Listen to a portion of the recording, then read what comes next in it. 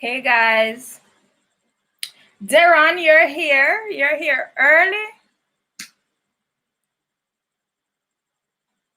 Guys, as you come in, just share the video. And as usual, tell the Instagram peeps that we're live. Hey, Shay. Tonight is going to be fun, interesting, exciting, you name it. So I want you guys to just share the video.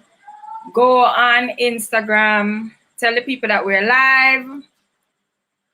Oh, tonight we're live on YouTube as well as Facebook. So persons have options today. If you hear noise in the background, excuse my neighbors, please. Kimberly says she's ready. If you're ready, tell me say you're ready. Share the video, please.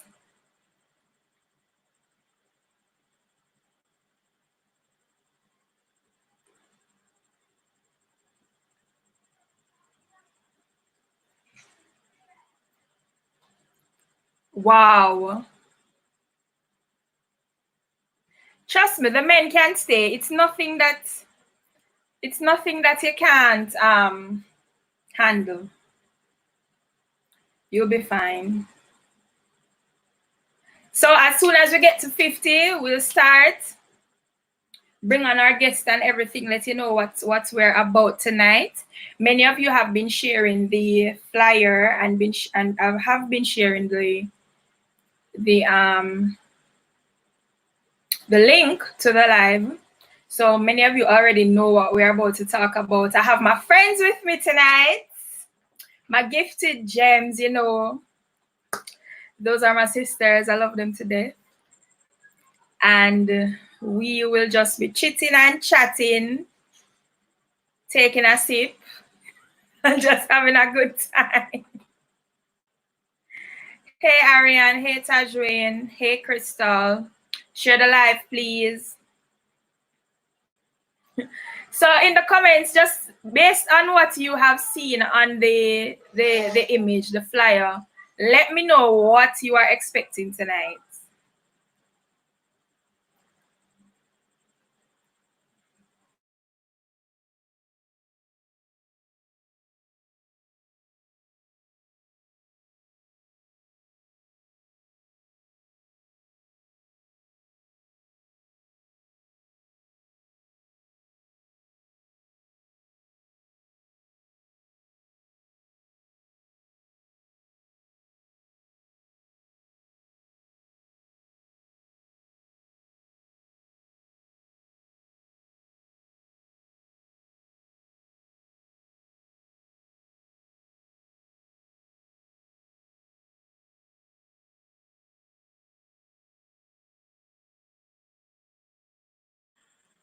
Shani says, girl talk, the stuff that people don't say. Or the people are afraid to say in church. Shakisha says, a lot of transparency as usual. Ha! Undiluted.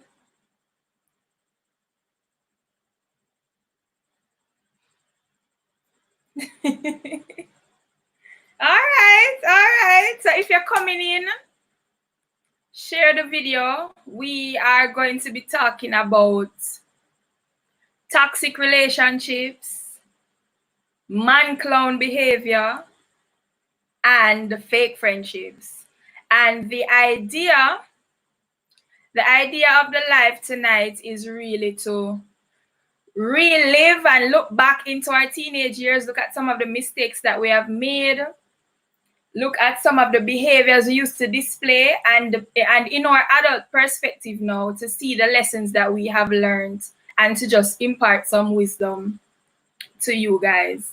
I know many of you are not teenagers, many of you are young adults, but I know that there'll be something for everyone in this life. Either you're going to go back down memory lane, or you're going to assess a current situation that you're in and realizing that, hey, this is not working. So we're at 48 persons. We have Grace Thomas. Grace Thomas says, watching from London on my night shift. I'm just here for whatever comes. Hope everyone is doing all and keeping safe. Kimberly says she's expecting free-flowing discussion about how as teen girls we can get boy crazy.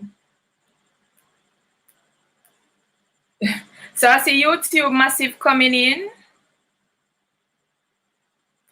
YouTube peeps coming in. I see Mr. Gamble is here. If Nikifa isn't here, please go and call Nikifa.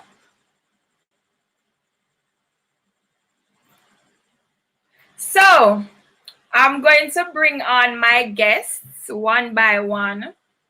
Based on the flyer, you know that we have Candace, we have Jamaica, we have Davia, and we have Chambray. Chambray is going to be a little late, but she will be here with us.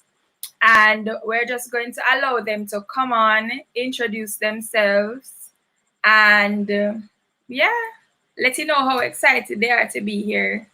So first up, I'm going to add the head wife of the group. She rolls her eyes. Head wife and mother of the group. Listen, Candace is not to be played with. Candace is married with 3 children and happily married. So there's a wealth of wisdom right there. So Candace.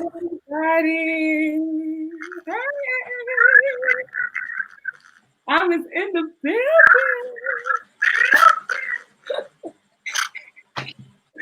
This is really okay. Come introduce yourself to the people. So I'm Candace. I'm originally from North Carolina, but I live in Philadelphia right now. And as she said, I am happily married with 3 kids that are all under 3 years of age. And it's a one for every year. One for every year. Yep. That's a whole other story. And these are my sisters. Let's get into it. I'm hyped.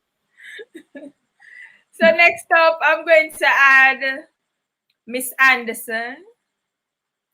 And I'm not going to say too much about Miss Anderson because I want her to say it all. She's looking at me like, what? So this is Miss Anderson. I call her Jam Jam. Hi, everybody. I'm Jamaica. I'm so glad to be here with my sisters. I think tonight is going to be really, really fun. Y'all are going to get some insight on the gifted gems dynamic. And it's about to be lit. I'm trying to think what else I need to say. Oh, I'm in Maryland. And what else? I'm single. And it's lit. I look good and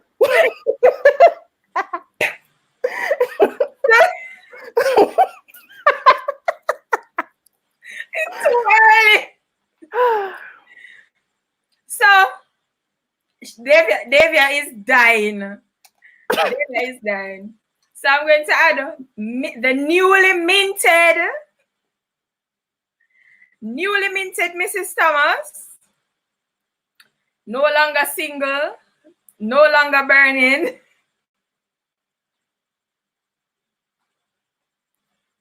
Let me allow her to come and introduce herself. Hi guys. My name is Davia, as you all know. I hope I don't look stupid. I can't see myself yet. But we're here to chit chat and have some drinks and have fun Friday night. I hope you guys enjoy. I hope that you guys will learn things from us and actually listen and learn from our mistakes so you don't go and make the same mistakes. You know what I'm saying? All right. God bless you. Love you. If you not comment, I can't see them yet.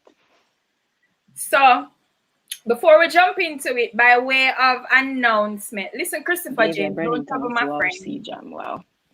By way of announcement, I want to let you guys know that the conference, let's talk about it, will be happening on July 4, 2020. If everything goes well, if we continue on this path that we are on the coronavirus and getting back to normal. Everything will be ready and in place for July 4. I want you guys, if you think you need to be there, I want you guys to head over to the website that's flowing at the bottom, that's sticking at the bottom, theanointedwriter.com. You will see a tab called events, and you can go and just register for the conference. Remember, no registration, no entry. It's a free event, and we are going to deal with the issue of same-sex attraction and how sexual trauma, emotional trauma, psychological trauma can lead to persons really choosing to live that lifestyle. Amoy, I'm interrupting. Sham's here. So I can't see her.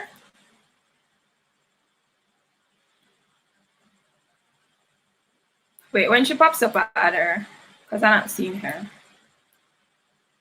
So yeah. So first question I want to ask is, first thing I want to ask is, how would you explain or how would you describe our friendship dynamic as gifted gems?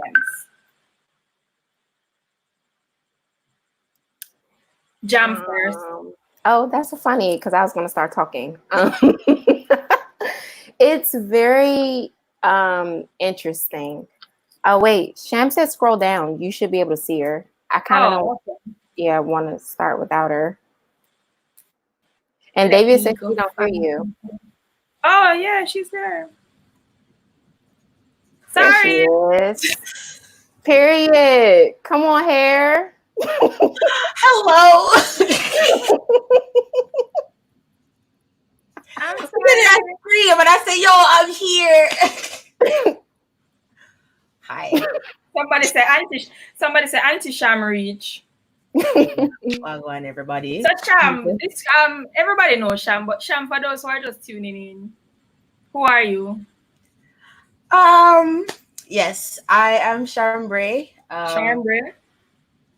Shambray, whichever one. DJ Shamrock. Young Prof, whichever one you like, it don't matter. What else? I'm 22. I reside officially in Maryland, but those who know me know I'm everywhere. I am not married, but I am dating, so that's a thing. And yeah, I'm excited.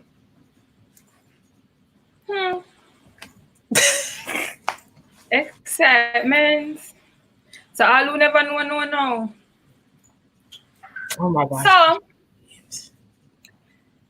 Candace, it's too early.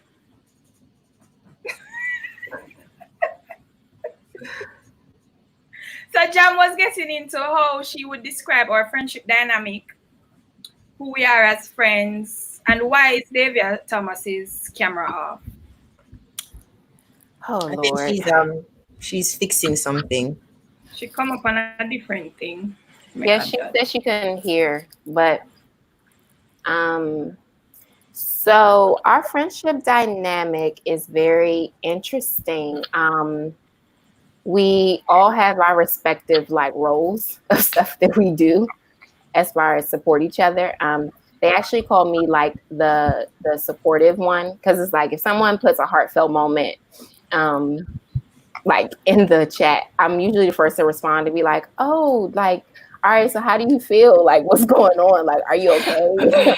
And so that's one thing. Candace is definitely someone. Wait, I can hear someone's echo. Candace is definitely the mom,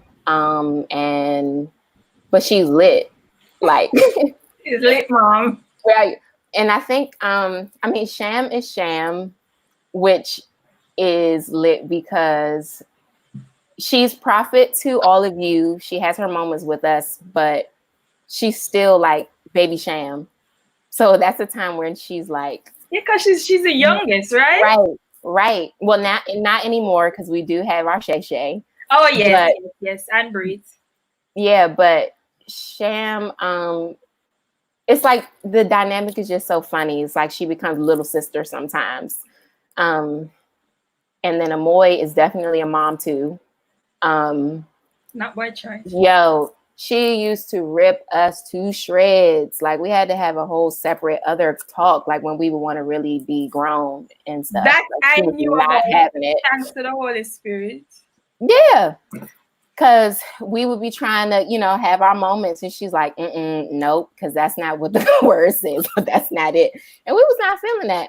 And Davia, it's like nah. But Davia is she's definitely our passionate one.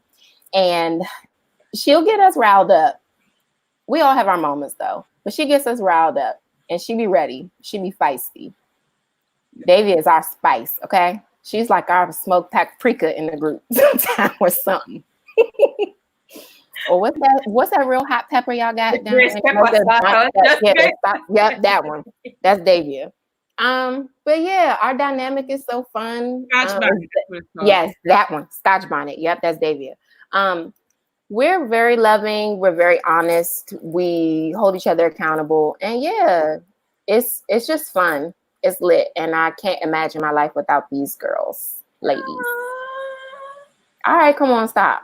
All right. But yeah. So, who next? Who wants to go next?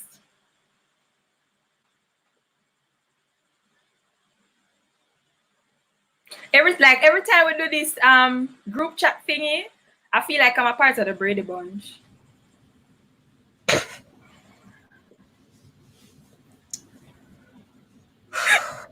Come, Candace, because you know it's you next.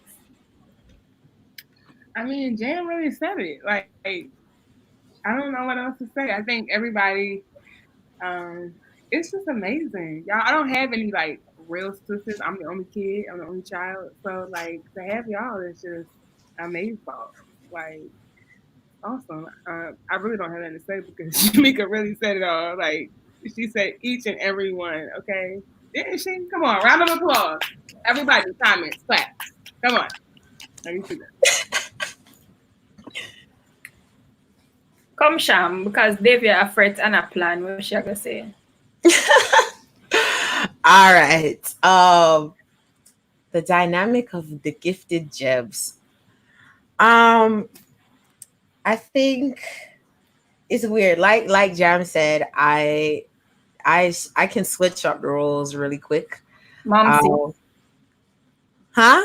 Mom sis.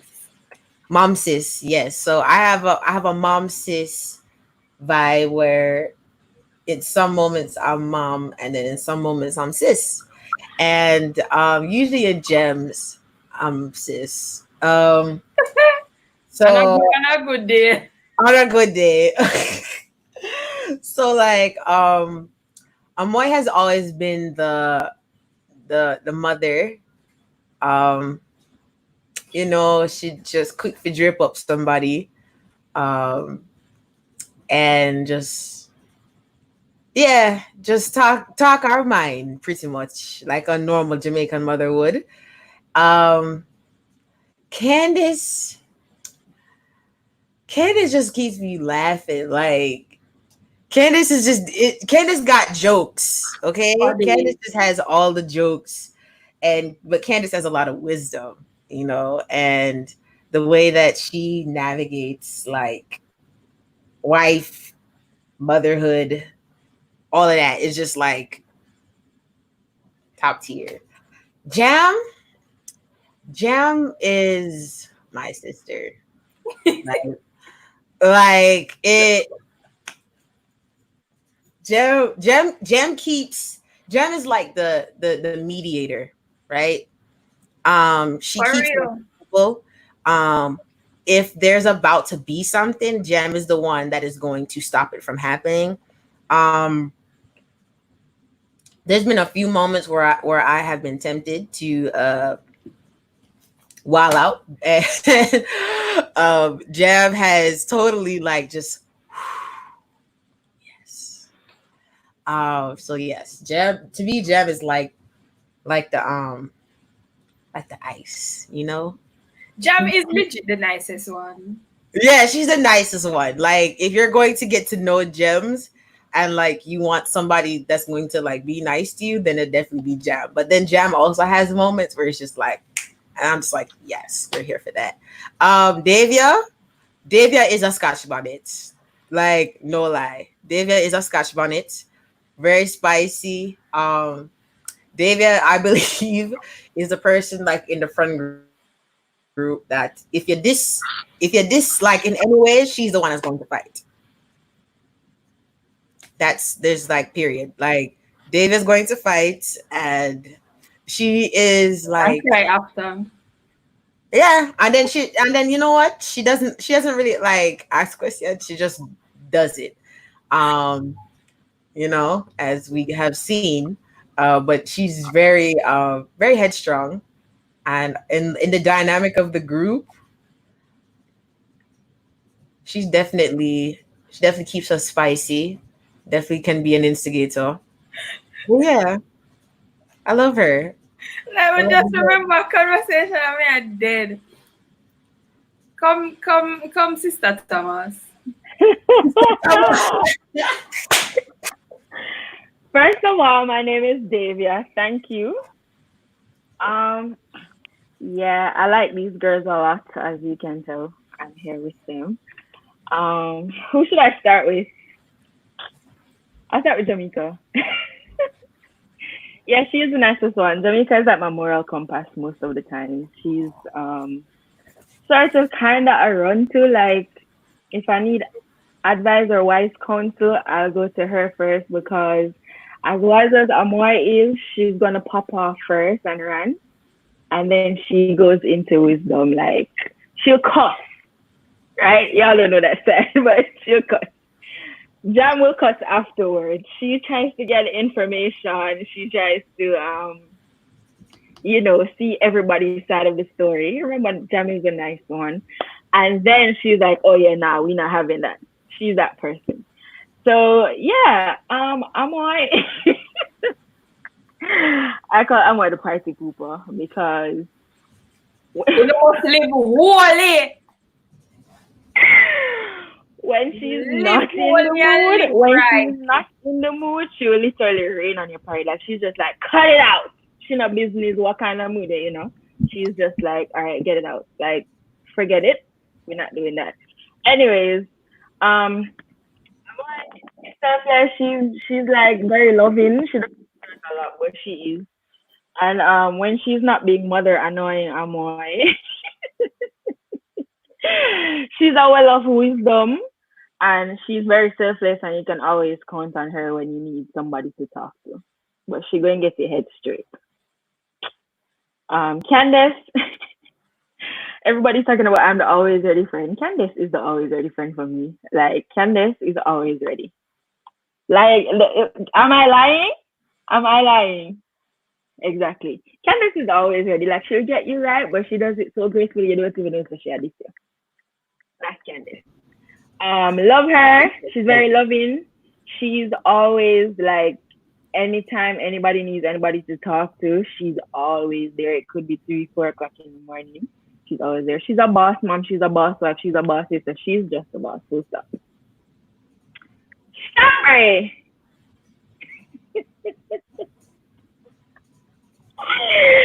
I think everybody said this already. Shamra is like mom sis. And then sometimes she's literally like a little baby. And you just have to like, come honey, and just like hug her up. Like, but honestly, like I just admire how she just like she transitions the roles when she needs to. Like you don't even need to tell her, oh, I need mom Shambri tonight. She just does it effortlessly. Like you just approach her and she just clicking out whatever gear she needs to click, All in all, they're the boss. I'm gonna start Boshe and Britt. Yes, no? Okay. Alright, cool. She is a little bad pit me.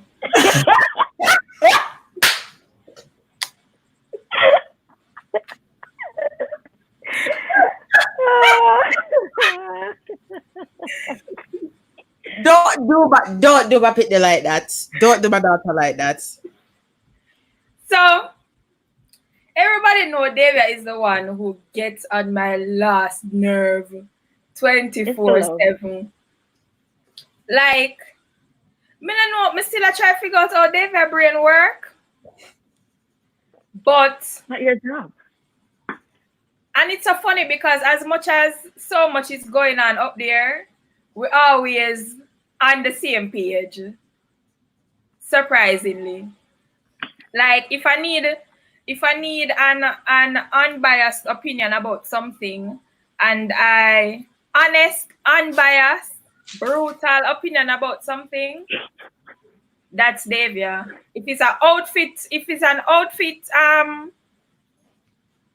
outfit advice, if it don't look good, best believe Davia gonna say, what that?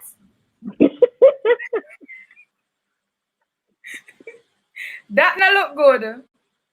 But she's always the one. And I think each of us has one person who, or maybe it's for different things, but we have one person who we just run like random messages by, or we just have random conversations with. And for me, that's definitely Davia. I could go walking and a dog bark at me. I say, Davia, you know, say, say the dog just bark. That's our dynamic. Chambray now, the the dynamic with me and Chambray is like on the outside looking in, you may be wondering what is that? What is going on? But Mom Sis so aptly describes what this is. Because there are days when she's just that mother figure and that mentor figure and that leadership, and she play her leadership role very well. And there are days when we're just fooling around, goofing around, acting stupid as just sisters. But as I think a lot of persons look at Gifted in general and wonder, they try to figure out what's happening, and in trying to figure out what's happening, they usually give it the incorrect label. So many people look at us and they say, oh, they move cliquey, they move exclusive. Why them have gone so like? And I think it is so because it is so rare. Because and I know I just shifted from the whole individual thing, but because it's so rare that persons can, not even persons, because it is so rare for Black people to come together in one accord, on one mission, on one focus, respecting each other. Persons find every single reason to just discredit what it is. But we are really just like-minded individuals coming together as a family, respecting each other, healing together, growing together. And today I was thinking about it. It's like working at JMMB, for example. JMMB has a culture. JMMB has a structure. You can't go there and act outside of the structure and expect that the organization as a whole is going to function and work effectively. So we're just an organized set of people doing God's work. And if you think that's cliquey, then hey. But yeah. So Jam, as everyone said, it is the sober one among us. She will be lit. And she's like one person who, I don't know how many of you used to party, but she would, like, in our dynamic now, she would probably be the designated driver.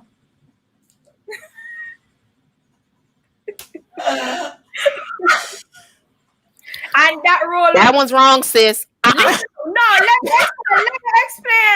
me explain. And that role would definitely switch between me and her. It would interchange between me and her.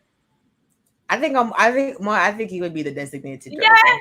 But when majority of the time it would be you. It would be you. Like, cause me not do it. First of all, I'm not even going to. They not do it. First of all, I'm not even going to be at the party. Well, okay. No, but you're accurate. I do think it would swap between the two of us because we're the oldest. I get it. Well, yeah, I didn't even think about it like that. But yeah, Jam is really the one that keeps us in check. If you say something out of line, best believe Jam is going to say, "Hey, no, that does not fly. That's not respectful. You're being rude.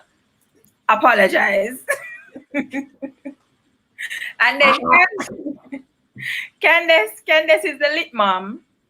Definitely lit mom. If you don't know Candace, you don't know that she's a mom. And not that mothers aren't lit, but just looking at her and observing her, you wouldn't think that she has three small children, one for each year.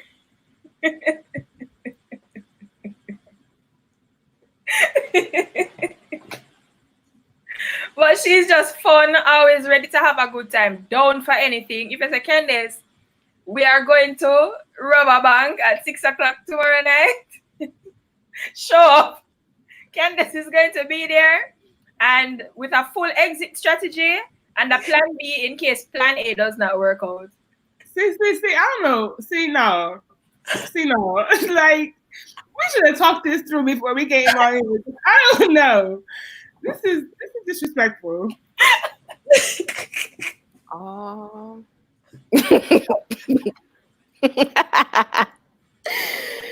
Yeah, so yeah. So, next question I want to go into is somebody somebody say, "Are you on crack?" Are you on crack? It's a crack. Oh Lord. Is that what you smoke? I don't even know why. I was so mad.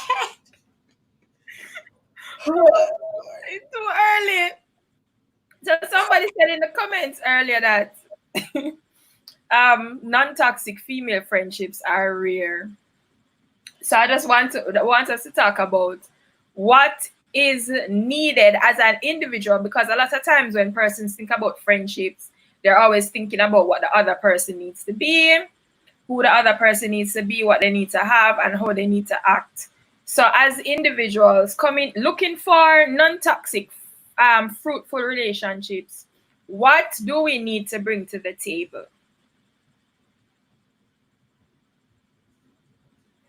Davia. Let me say that, I would say that you should be your true, authentic self. That's the first thing, because then you'll know who really appreciates you for who you are and who doesn't. And I mean, it's a lot of energy to pretend to be somebody that you're not anyway. So just be your authentic self. Um, be willing to lay yourself down, your life down for others. I know it sounds deep, but as I always say, I do believe that God honors our friendships and He cares about how we treat every person that we interact with, and that includes our friends. So you should be willing to lay your life down. You should be willing to be selfless. You should be willing to be honest. You should be willing to take correction, take rebukes. I know a lot of people don't want to hear that because nobody can talk to me and blah blah. But you should be open to also unlearning and learning, and don't get stuck in I saw me see, I saw me grow or whatever, because you meet different people and different people have different personalities, and things that swing with Amoy and I may not swing with Jamaica and I. So you have to learn to, or be open and willing to unlearn things and to learn new things, and also to prepare yourself to be challenged. Mm-hmm. Because friendships will challenge you, and it will challenge who you are and all that wonderful stuff. So yeah, be authentic, be honest, be willing, be selfless. Just be willing. Be willing to do a lot of stuff. Be willing. Amen. Miss Rob. Yeah.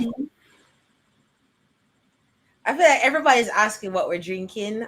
For those of you that have assumptions, this is ginger beer, okay? Non-alcoholic ginger beer. Thank you. Repeat the And question. everybody know me only legal for drink water.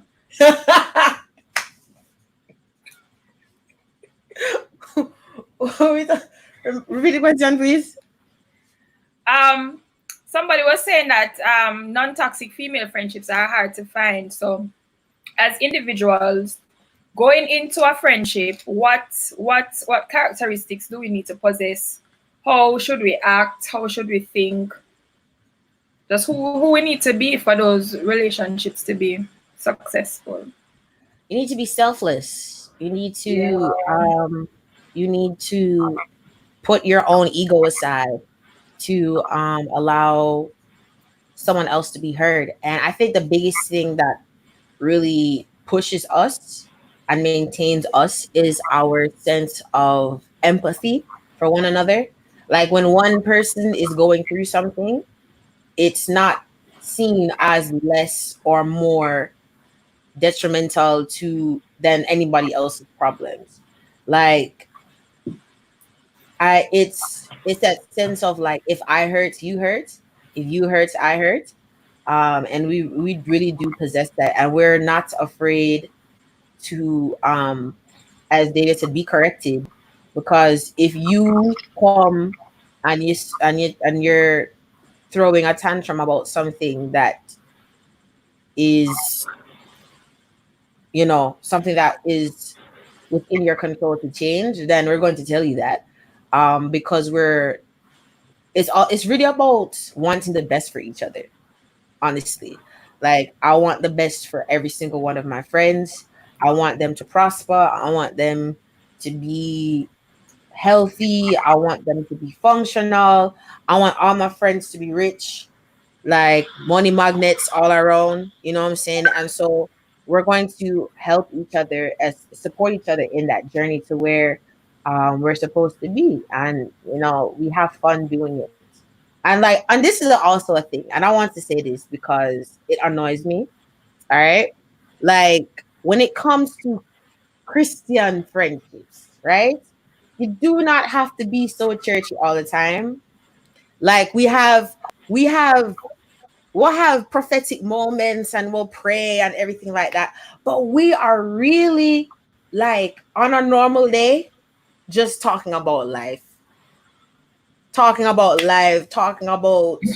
what we want, what do you we should try this or do something else, or which you know hair product should I try, or which Which skin perfume was by? which perfume, you know, all type of stuff. Like I think a lot of you don't have proper kingdom friendships is because you're there because, oh yes, iron sharpens iron and all type of stuff. And I'm just like, yeah, that's a thing, and we support each other spiritually, but there's so much more to us besides our callings as far as ministry is concerned, and we're not afraid to explore that. Like that's why we're able to show each other the best and worst of each other, because we don't just know each other as church friends. We're far more than church friends. So that's important. And then to just add to that, I think many of us we have a lot of support for the spiritual things, but when it comes down to just being a human being, like there's nobody to really relate to. Because and I've been thinking about this for the past 2 weeks about how when we come into certain spaces as Christians, it's almost like we have to give up our personality for God. And you don't have to give up your personality for God. Yes, you're going to be sanctified and coming to some fine tuning and you're going to be pruned, but you are not going to lose the essence of who you are. Hmm. God did not call us to be robots. He did not call us to be emotionless. You are an individual, you are unique, and you need persons who you can just be real with, just be real people with. Amen. Yes, we don't speak in tongues every day. Somebody say wagwan friend, or somebody say like we have a thing. Maybe we go poor business out there. We have a thing. We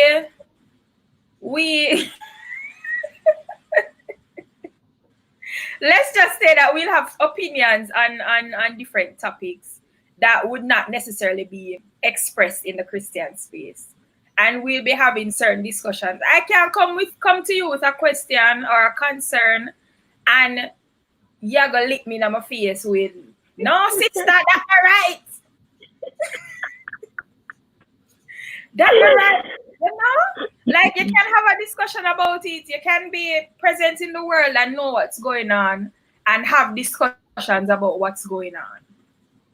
So, Candace, your turn. Yeah, I think that you have to have something to bring to the table. It can't be just a take relationship, because that's not a relationship at all. That's the figment of your imagination, where you go into a place and you um, are always getting something from the other person, but have nothing to give back, or you have nothing to bring forth, or you don't have any balance. And so what happens is you become more draining, and you become less of a friend and kind of like a robot, like you just going, getting, but don't have anything. Like, have something going about yourself where you can input. So I believe that you've got to have something to bring to the table. It doesn't have to be something grand, something extravagant, but I just feel like you have to, in our set apartness, that and in our own identity, that we just have to show up in that area and not try to match, or try to compete. You just got to have something to give, and replenish, everybody else. Amen. Miss Anderson. You need to be vulnerable. We are all very strong-willed and passionate, and yeah, in our own way. But we all came into this relationship being vulnerable, because while we were very strong, we all were broken from past relationships, past friendships, all of that stuff. Oh, you remember those So, first couple of months? yeah, yeah. Getting to know each other, trying to figure that out, being honest about where we've been, what we've experienced. You have to be vulnerable, because you don't know how someone else can be able to help you, you know, based on whatever you're sharing. Like, I may have dealt with something, and Candace may have dealt with it too, but has been over it now. So if I'm not vulnerable enough to share that, how am I going to get help? And really be accepted. Because when, like Candace said, when you're a robot, you don't express your real feelings. You don't share the real you. And then you become more of an assignment versus a friend. And that's just not what we were here for. We were here to build friendships. We have assignments, which is the gifted network, the members that we pour into, but we are friends. So it's more to our relationship than just I'm pouring into you, I'm prophesying to you, I'm praying for you. It's just like, no, sis, I'm struggling today. Let's talk about this. And maybe I don't want to pray right now. I just want to vent. I might want to let off some curse words for a moment, but I need that space to be vulnerable and help me do that. Let me be, or allow me into a safe space to show my vulnerability. But yeah. I think three words that came to mind today. I think I shared it in the group. I said, we work because we're vulnerable with each other, we're respectful, and we trust each other. And I think in order to survive in a good friendship, or fuel a good friendship, you need to be a good person at the core of it. You need to be a person of integrity. You need to have good morals. You need to display good characteristics. You just need to be a good person, because if you're not a good person at the root of it, you can't pour out anything positive to that friendship. If you look at a lot of friendships with a lot of drama and jealousy and bitterness, you find that it's the individual persons who have their different struggles that are feeding that kind of energy into the relationship. So at the root of it, be a good person. Aim to be a good person. And when we just met, we all came together because of the gifted network and planning NPS and all of that. And when we just it was like any normal meeting. When you meet new people, you have to spend time to get to know them and spend time to get to understand them. And the first couple of months, listen, it's been what, less than 2 years, or has it been 2 years? About 2 years. It's going on too. We're I think we got closer after NPS, because before NPS I don't think we were as open and as free, and we were there but we weren't here. And to for any friendship to for any relationship to be successful, it takes work. And we're not, and it's not every day we have good days. Some days we don't talk, everybody in the mood, or somebody in a mood, or we just have our own things going on. But at the end of the day, David, at the end of the day, we all pour positivity into the space, and we all are vulnerable with each other. We all respect each other, and we all trust each other. And if there's something wrong, we talk about it. If we have issues, we talk about it. It's not really rocket science. So, do you guys think that true friendships are hard to find?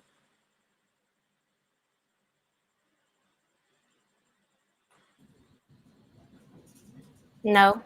No. I think they're No. hard to find if you're not a good friend.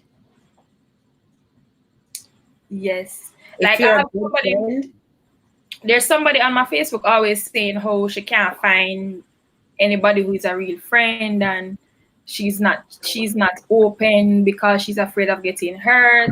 And I'm like, it's really not that difficult. It is not that difficult. Like everything else, you just have to allow God to align things. And when He aligns things, you put in the work to maintain it and to ensure that it bears the fruit that you want it to bear.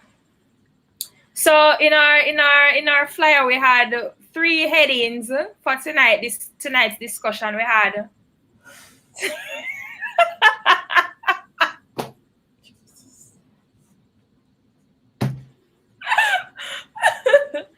we had toxic relationships, man clone behavior, and fake friendships.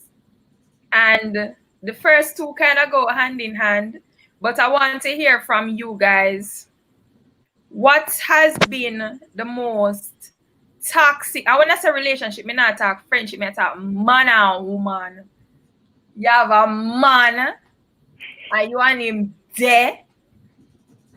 And then things. So what is the most toxic relationship that you have had? Kind of just give us a summary of it, some of the things that took place. Oh. And we want to also touch on what do you think led you into that relationship and what caused you to stay. So describe the relationship, how long it lasts, some of the things that happened that would classify it as toxic, and then we'll go into what led us into it and what made us stay. Who wants to go first?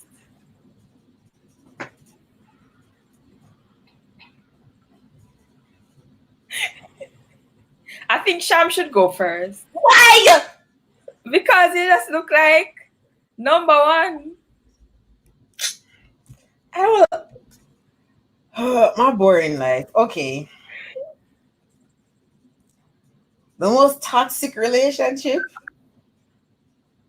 Wow. Jump say.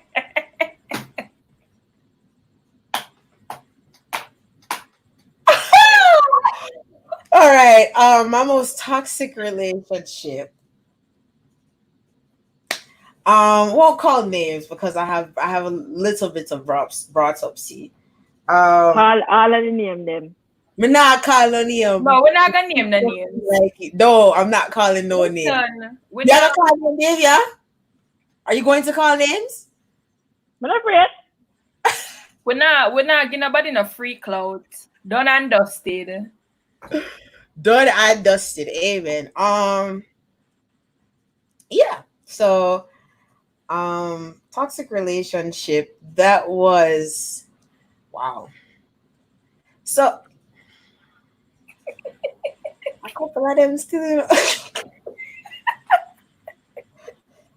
um let me do a safe one. Okay. Um I was what? I think I was 19. I was Mm-hmm. young. I was a young whippersnapper. Um and I was young, and it's this particular gentleman was a preacher. Hmm. Um Hmm. Hmm. and, you know, and see one a nice little brown skin at the time evangelist or whatever. No, I was that means I wasn't 19. I was a lot younger. Um yeah, I was younger then. And he was like, "Oh, want to talk to her and whatever." And me, like an idiot, decides to entertain him. And I wasn't looking at any of the red flags. We just bypass all the red flag them and decide that, he's cute-ish. Back then I thought he was cute. No, he's just mm. And you know, it was cool. We were talking about everything. And I think at the time I was more so just um caught up in the idea of a relationship. I wasn't thinking about the quality of it. And I was putting in way more work into the relationship than I should have. Like toxic in the sense, and I guess this will go into the man clone part, but I was a certified man clone back then. Um, you know, always having to put in the effort, put in the money, put in the time, um, having to be the counselor, the therapist, and being at the end of the day like neglected, ignored, and things of that nature. And I just like it didn't last long, obviously. Why I Because wish mine did shot. it didn't last long because, it just never at a certain point I realized that I was wearing myself out. And it really took a toll on my sense of self-worth, because I was like, why is it that I'm putting in all of this energy and it's not being reciprocated, and I feel like I'm not important enough, I'm not pretty enough, I'm not, you know, good enough for this gentleman. And I was only good enough when I was preaching. And that's why I had a period of time where I was like, I don't date preachers. I was totally over the entire preacher um scene. I didn't want to date preachers. I didn't even want to talk to preachers. If you hold a mic on a Sunday, I don't want you. Like that was the mindset.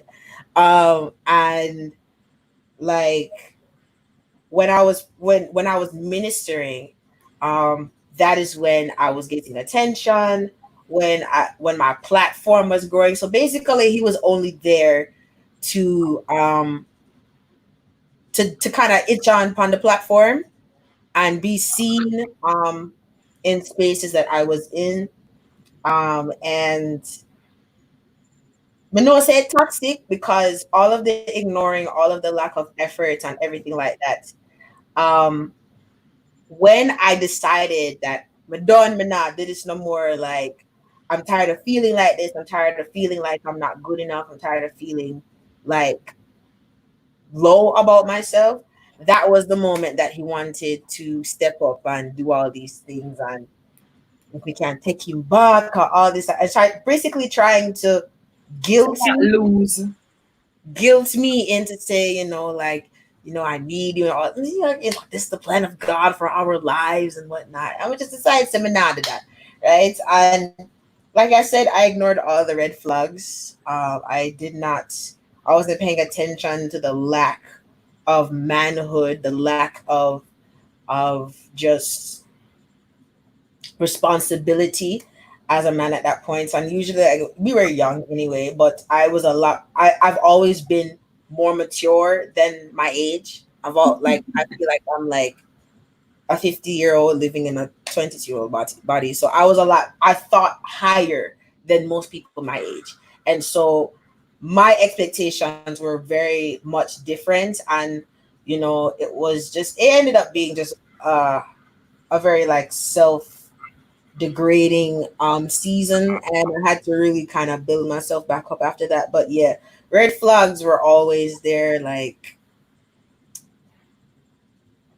I remember I brought him to meet my parents one time, and that was a fail because he met my mom, and my mom is very, my mom, she's gonna be nice, she's gonna say everything, but when they're gone, she'll say, I like that one day, and then like he came. Here's the thing.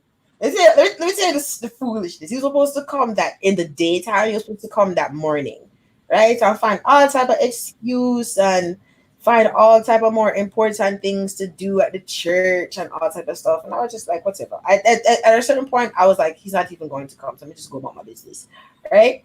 So he eventually came in the evening, right? And he come walking out of the house and everything. My mom came down to meet him, and I was like, Keith, come meet the young man. And my father decides him, nah, get up out of in bed for go meet no man after hours. I said, no. My dad did not even meet him. He was like, nah, meet no man after hours. So can't go on him yard. And that should have been the first red flag because my father my father has always been like a standard for me when it comes to men. And from him failed that test there, we should have just run with same time. But Kids. you know, being young and ignorant. But yeah, I had to. That was a big lesson for me. Although it was toxic, although it was just all around trash. Um, it was a big lesson for me because it showed me how much people um at that, especially at that time, because I was young and I was vulnerable. I was popular when as it pertains to ministry. Like those were times where I was always on the road preaching.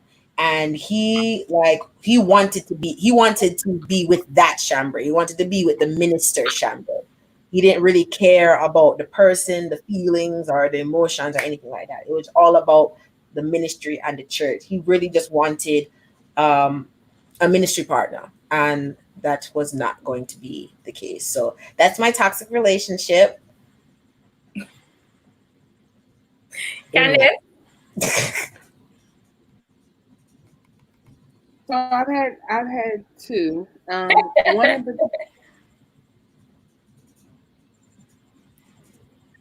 You can hear me? Yeah, no. Oh,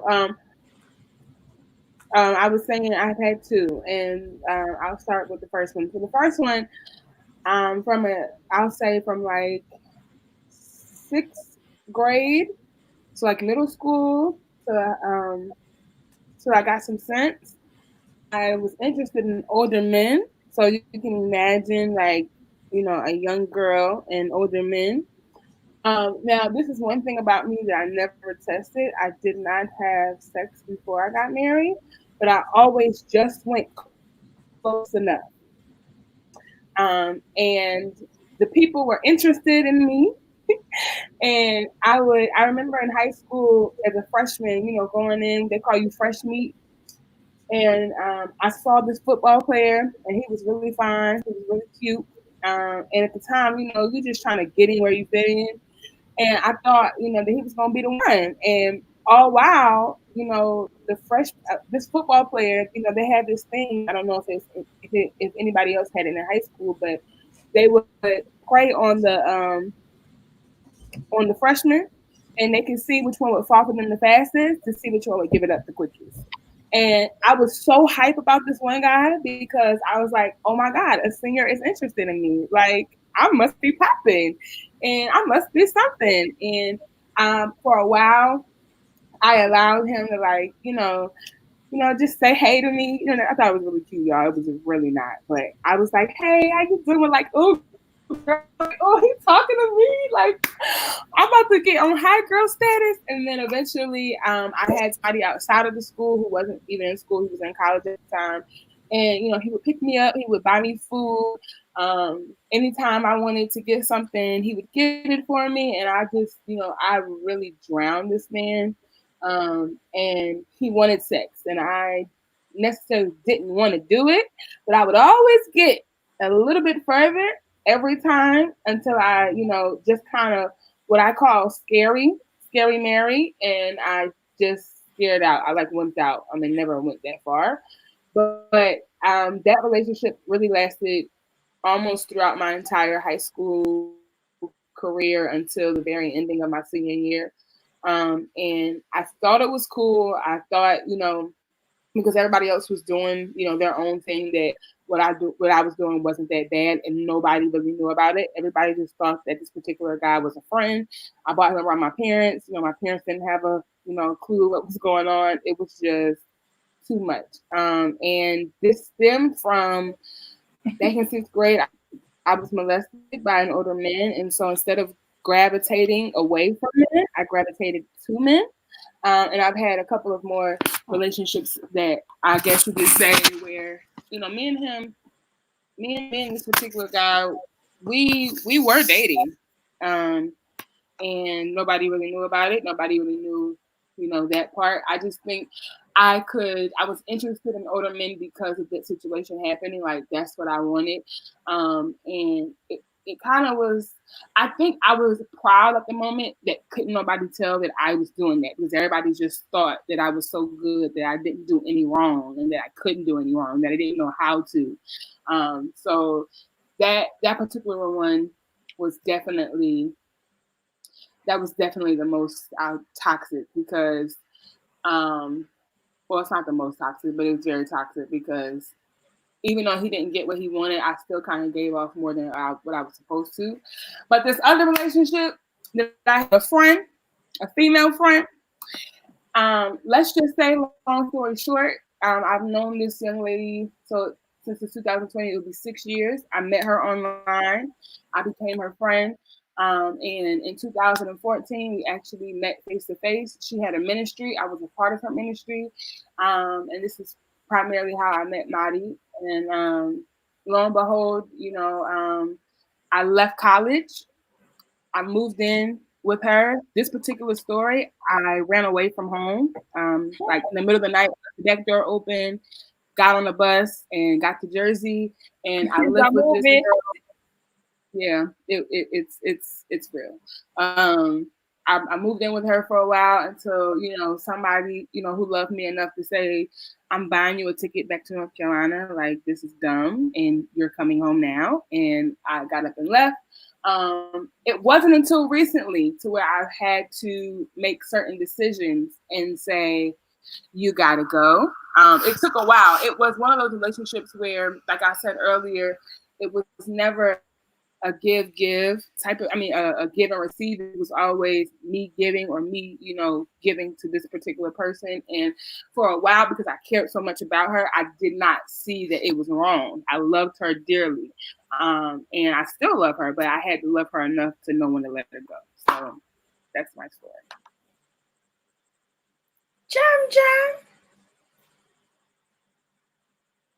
Jam. Well, Sham looks already. Yeah, it's like, woo.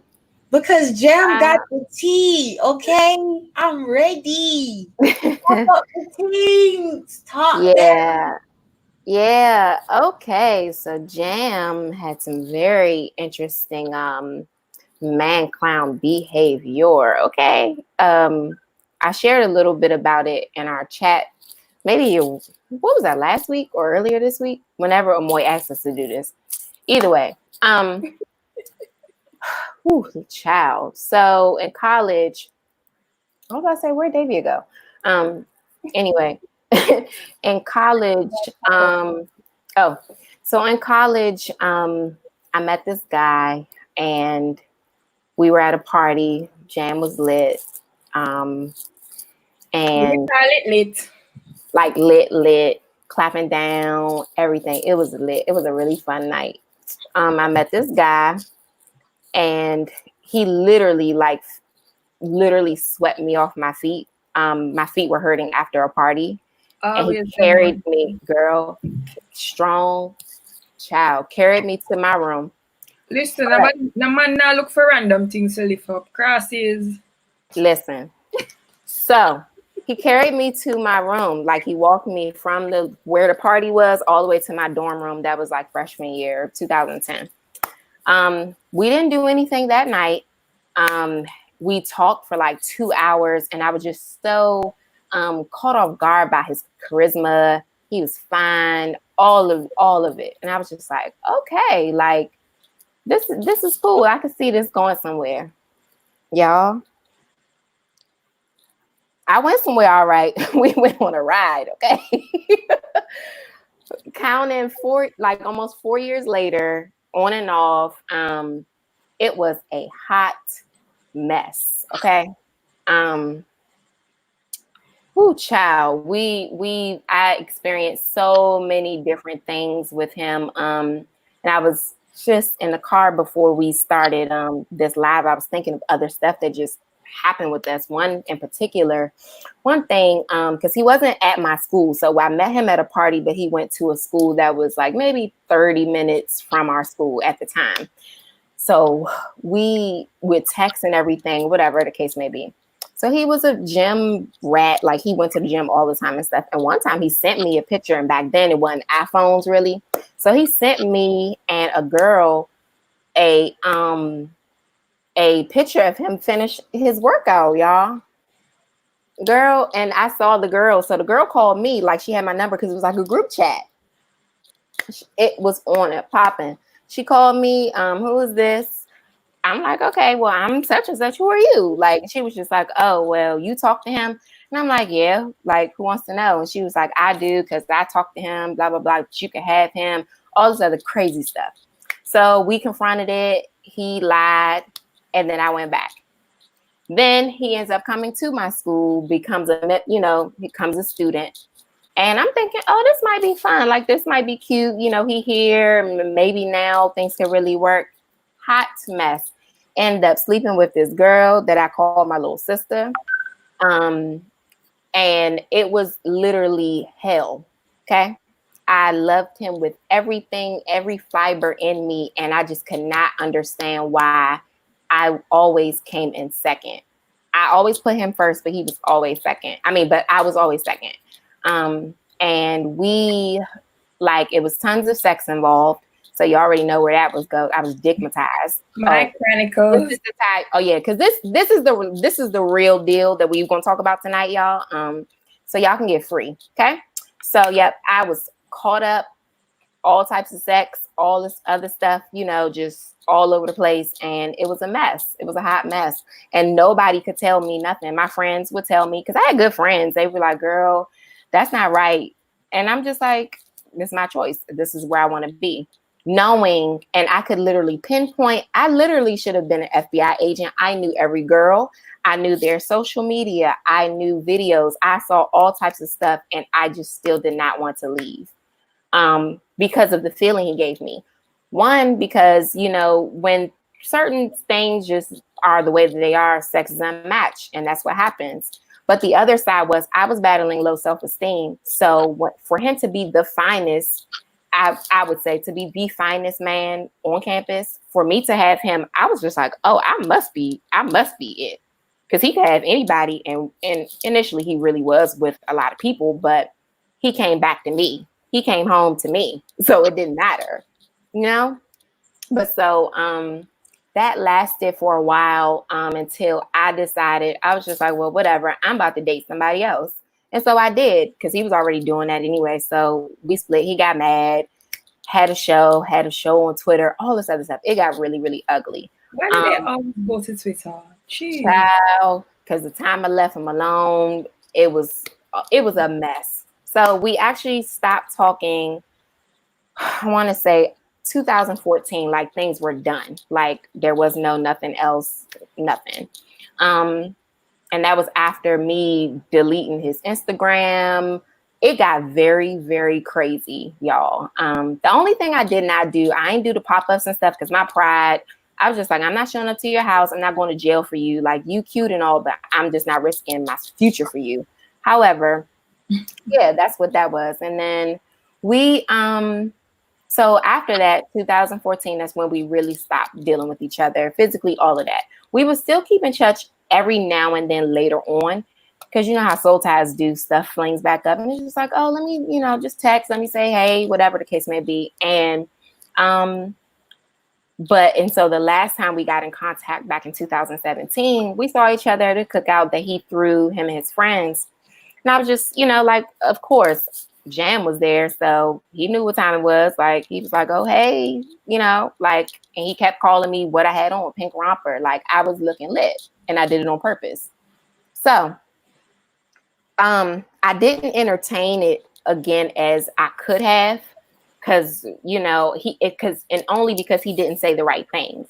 Like, he was just so amped about the sex and amped about all this other stuff and not talking about what I wanted to hear, which was, I want to be with you or whatever. Because I just thought that relationship that he would just always come back, because that's what I was used to. He would leave or I would leave, but we would just always come back to each other. And it's funny because we don't realize, and this is going to go really deep and something y'all really need to listen to, when we're in these relationships and sex is involved and you don't realize the covenants that you're making when you're in sex with these people. So I did not realize until now that that was a soul tie working itself out. Like, this stuff you say in sex, oh, it's yours. And yeah, it ain't going to be nothing. It ain't never going to be like that. Like, that literally worked out in my life because I moved on, ended up dating other people, having sex with other people, but I always compared everybody to him. He was always the one. And yeah, so it's just like, I didn't realize I stopped dating you in 2014, but after that, it's just like, I'm still thinking about you. Like, so that was that. And then I didn't realize in 2017, so I found out he was having a kid. We weren't dating, but it affected me because it's like, dang. I remember that convo. Yeah, so it's like, I found out you were having a kid, and it's just like, at first it didn't bother me as much. I'm just like, oh, because we ain't dating, but I'm just thinking, dang, this is really real. Like, we're never getting back together 9 times out of 10. And had I pursued you in that moment, you would have had a child on the way and I wouldn't have known. You probably wouldn't have told me. So it's just it was a very toxic, as you can see the examples. It's tons of other stuff that I just didn't go, because we'd be on here all night. But yeah, like, there was a lot of things that I dealt with, and it was just because I just didn't know my worth. I didn't know who I was, how important I was, how beautiful I was. Because that was another thing too. With my friend groups, I thought I was the ugly one. Like, I was the chocolate one. I had the biggest butt, but I wasn't the one. I didn't think that I was the prettiest one.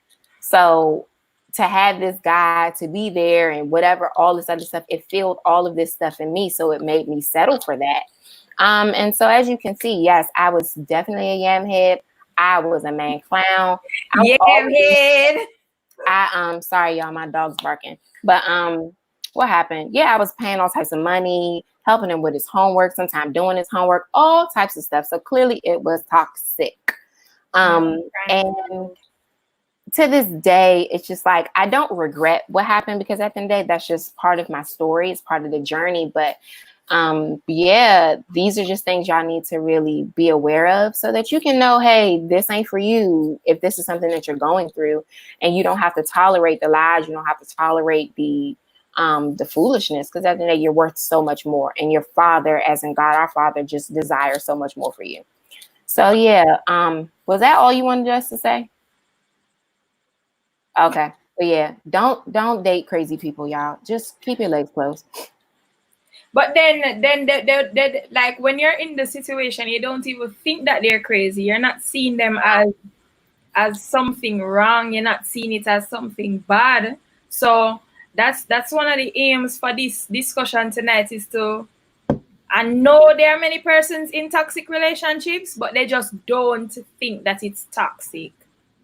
So And hopefully, another thing, no, sorry, I didn't mean to cut you off. But like, I see people in the comments saying, "Oh, I would never do something like that." you never Don't do that. know. Don't do that. And Don't do that. never say never, because Never you can say have never. your Because moment and you look be like, here, oh dang. when you get hooked, you Mm-hmm. said that was that she was stigmatized. Like when you get hooked, you lose your Mm-hmm. common sense. Yeah. That Okay. lets me know y'all probably ain't had no real sex before. Good. That's a good thing because you don't need to if you ain't married. But yeah. So yeah. Like, and trust me, they told y'all I'm usually the nice one, and you say you never do something, but keep it cute now. Keep it cute. Listen, Listen, you thought never yes, say but you you never. listen to enough Beyonce, you think, oh, like you know, you replaceable. Da da da. No, sis. Like women, I understand we're on the strong black woman vibe and everything, and nobody can infiltrate. But when you actually fall in love, and you're really hooked emotionally into a relationship, everything when you common sense go Gone. out the door. Okay, so make sure you have accountability. Never say never. That's why now we promote turn up in a love. David, you want to go first or you want me to go first? I'll go first. My own is not as dramatic as yours. I've had like every single relationship, situationship, every kind of ship before this ship has been toxic. Every single one of them. But there's this particular one. It was short lived as well. But I just remember being in college and using my mother money to take care of this man. Like not really take care of him, but like help him out. Please not share this with my mother seat because she might lick off my head. Anyways, anyways, yeah. So this was somebody. I'm a giver. Anybody who knows me knows that I'm a giver. So when I met him, smart guy, just not working, not going to school, whatever. And so I would try to find him a job, try to set him up with the links that I was so privileged to have. And like, he didn't want any of it. I don't know how it makes sense. But anyways, we get my little money and homeboy gotta eat and sis gotta eat. So mega feed me and my man. What do you them hard working money? And I just said it was short lived. And there were things that, as John said, low self esteem, there were things that used to come up in that relationship that would remind me of my father. I hope he's not seeing this. But there are things that would come up, like character traits that would come up in the relationship that would literally just remind me of my father. And if you know anything about me and my father, we don't really have a relationship. We talk, we are civil with each other, but we don't really know each other well. I think you know. So it's like every time something happened, I would say, like, I would literally like, yo, this is my father. And like, I know some of the mistakes that he has made in life. And I was just so scared that he was going to fall into the same trap. And so I would always say things like, please don't let this happen, whatever, whatever. And I would always be stupid and I'd be crazy and only his points made sense and all that wonderful stuff. And of course, in my head, I say clearly something wrong with me because everything I say does not make sense and only your opinion makes sense and blah, blah, blah, blah, blah. Anyways, it got to the point where Men, this is a note for y'all to take. Women will whine and nag you from now till the end of the earth. But when we done nag, I ain't fix things, and we stop talk, we done. And so it got to the point where I would just whine, I would just nag, and nothing would change. And then, like, mentally, I just left. And then months after that, I literally just said, yo, this cannot happen anymore, blah, blah, blah. And just like Chambers said, that toxic guy, he was just like, oh, I'm going to change, give me a chance, blah, blah, blah. I'm like, well, if you want to change, that's great. Just change for the other girl because I'm out. And so I left. If you know me, if me cut you off, you're well cut off. And it doesn't mean that I hate you. It doesn't mean that I can't see you on the road and say hello. But when I've cut all access to myself and my life, it's over. And so that's what I did. And while I was in there, I just thought I was being a good girlfriend. I was helping him because not everybody is in a situation to help themselves. And I didn't grow up rich, but I did not grow up lacking for anything at all. Like I'm not one of those persons who say, "Oh God, one day me never have lunch money to go to school," and I was not one of those children, thank God. And so me giving would just come off as just me being helpful. But then, like, after I came out of the relationship and I looked back, I was just like, "You're a real idiot." I was a certified Yamed. President. Shut up. Amen. And me I call president because I was president Yamed, a man clown. But it's so funny because on the outside looking in, and then it is so sad because me go through man clown days for man, and me go through man clown days to woman. So a two side of the man clown Yamed spectrum. So like I can touch on the female relationship because it was a case where I just wanted an experience and I would do anything to get that experience. And this girl have like 2, 3, 4, I mean, never know how much are we in the web of confusion. But there was the main one who she would refer to as her sponsor because that's the big woman who send her go school and I spend her money. So but maybe she was the CEO of the Man Clown organization because she spend money upon this girl. This girl live with her the whole works.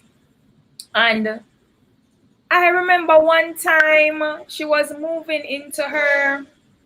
renting this new place, and I used to always have to hide from this woman. We have a relationship, but every time this lady's coming around, I have to hide. And me was hiding happily hiding.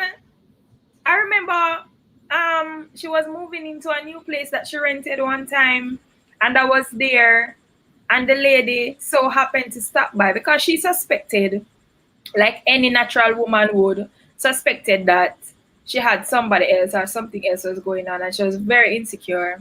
And the lady stopped by, and me, I feel locked up in a room.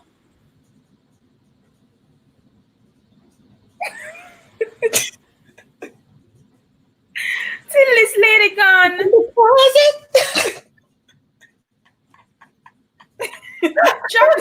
Some trapped in the closet. Some trapped in the closet kind of experience. And I'm like looking back now, I'm like, why you so fool? Why?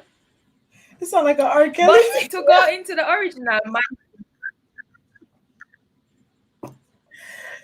no. But no, hear the other joke now. Hear the other joke in the story. There was this girl that she was rooming with. It was 2 of them rooming with. Me never know so the 2 of them they under wraps. So I'm me and the girl in the room.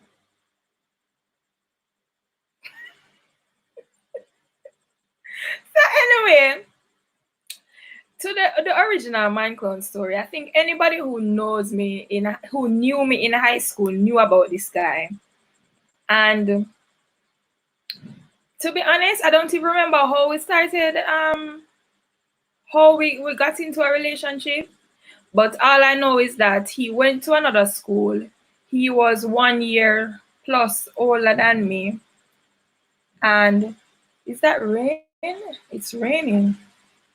He was 1 year plus older than me, and I just thought this guy was everything. As Jam said, I didn't feel like, because all my life me fat, me overweight. And say in a high school or in life in general, the big girls aren't necessarily preferred.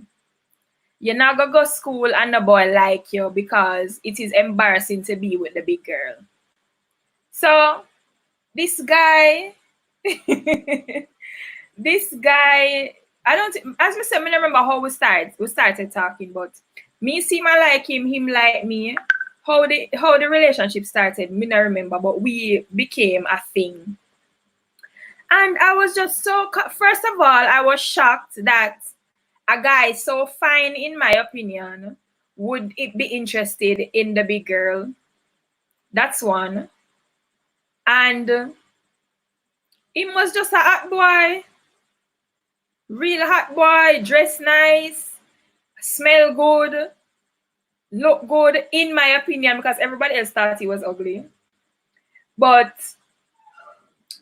I was just so caught up with this guy. And first sign of man clown was we were together for 1 year in Jamaica, and he migrated after that 1 year. And me, like a big idiot, thought that, oh, I want the relationship to last, and I want him to be serious, that we're going to be together in a long distance relationship. So let me just have sex with him. First sign of man clown. Anyway, lose virginity, man gonna foreign. Me, like the idiot, think say the man I go faithful and committed to me while he's in America at 19 years old, or however old he was. And because he was going away, I started to cling. I don't even know when the clinging started or if it was clingy from the jump, but I was just so clingy and attached to this young man. And he used to shower me with gifts and take me out and do the work. So out in a high school is really KFC on a Friday evening, because your parents now make you go nowhere else. So what kind of going out you're going to be experiencing? KFC on a Friday evening. I may get my 3-piece, because them time the no girl in a high school man now buy them 3-piece, because it's expensive and you feel like it. Anyway, guy migrate now. Lo and behold, guys start have all sorts of relationships.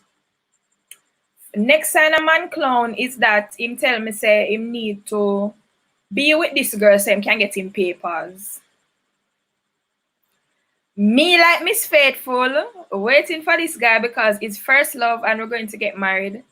Sit down and wait. Guy have whole relationship. Girl I post up on MySpace and high five. If you're young, I'm sorry you don't know what that is. Girl I post up, I send all sorts of hearts on him in MySpace profile, and all sorts of hearts on him high five profile, and I show ownership. And I'm just there like in the background again, hiding in not a physical room, but literally hiding, while this guy has this full-on relationship. Fast forward, I went to go see him. He was in New York. I was in Jamaica. I went to go see him. The papers relationship still in full swing. She feel like she's wife and she's number one. I'm in New York.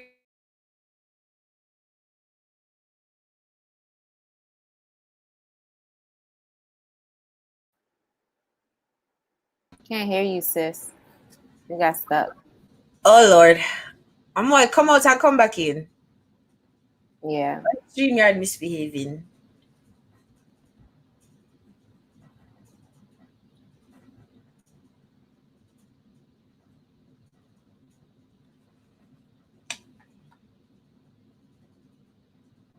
Oh Lord.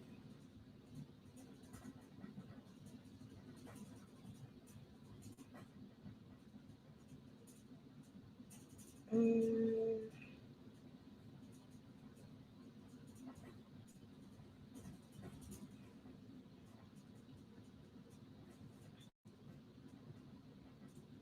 All right, she's probably gonna come back in. Stay tuned, y'all.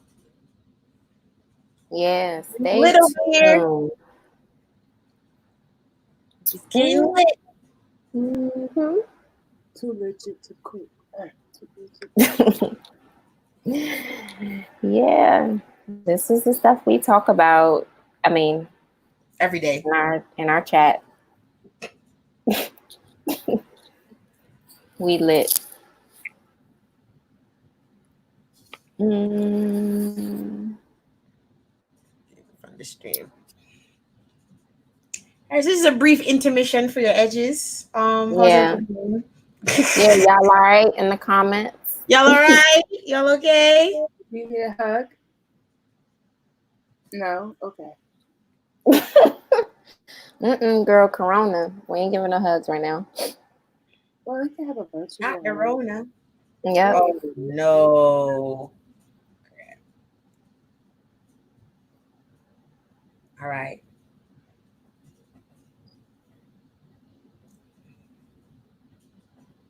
Amor will be with us in a moment. But in the meantime, we would Mhm. like to let you know that man clone behavior is not accepted in the kingdom. If you are Nope. exhibiting man clone symptoms, please go find Jesus. We hope that you will get delivered from man clonism very soon. Thank you so Yep. much for watching. Um, and we'll be in soon. Um, Yeah.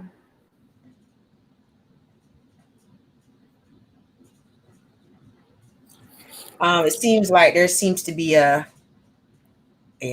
issue with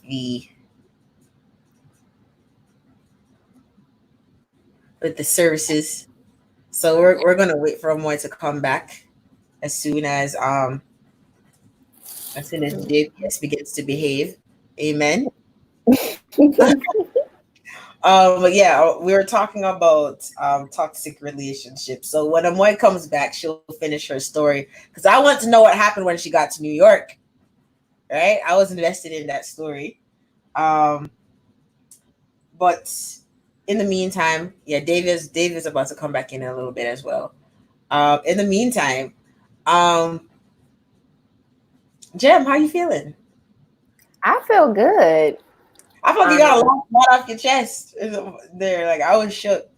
I did, and I just thought it was cute. How y'all they try to come for me in the comments. Why y'all ever put some respect on Jam's name? Yeah, like no phone, no phone. yeah, Word, I was like, The this first same thing. and the Okay, last time. you just don't talk about it. Let yeah, that be the first Okay, and first the of last all, y'all be paying yeah, my car note, paying his bills, yeah, all that type of stuff. Okay, man clone, ya medicine. All right, yeah. Davia's And yeah, I was just confused. I'm like, ooh, y'all got spicy on me talking about never could be me. And it's just like, you will be surprised with what you could or would deal with if the situation was presented to you. I mean, and see, I guess because some of y'all's perspective, like some people, you may or may not have been in church all your life and all this other stuff or whatever. But I literally grew up in church, but I took a step out of there once I got to college. So I experienced some different things, and maybe some of y'all just didn't. But yeah, I was just like, oh, y'all got real cute. I'm like, but yeah, I had to set that straight. Like, set it don't straight. ever, like, let's never do that again. You'll Ever. be surprised. Someone probably on social media or websites with pictures and receipts anyway. Y'all just don't know y'all out there. So Listen, I'm not talking about myself. I'm just saying. Listen, listen. don't come for Jam again. I better not Yeah, ever see. because you like they told y'all I'm the nice one, but usually the nice ones are the worst when they're mean. And I'm not the one. I'm just not the one. Amen. I'm not the one. Not at all. We got this. Especially because we trying to help, trying to explain some things so y'all don't go through these things. Okay? Right. Because some of y'all still a little young. Still a little And not but okay. What'd you say, Davia? I was trying to say that a lot of people have gone through worse, and they're like, I'm not saying people in the comments, but I'm just saying, but maybe them too. But a lot of people go through things that are far worse, and they're still slaves to it, so they feel some kind of shame or condemnation to talk about it. Yeah. So don't bash anybody for talking about what happened to them. Like, if somebody can come on the World Wide Web and talk about something that has happened to them, it's an indication that they're no longer slaves to it. So, Period. Because trust me, Jam is free from that. Okay? Period. That's on Holy Ghost. Yeah. That's on Holy Ghost. Yay. Amen.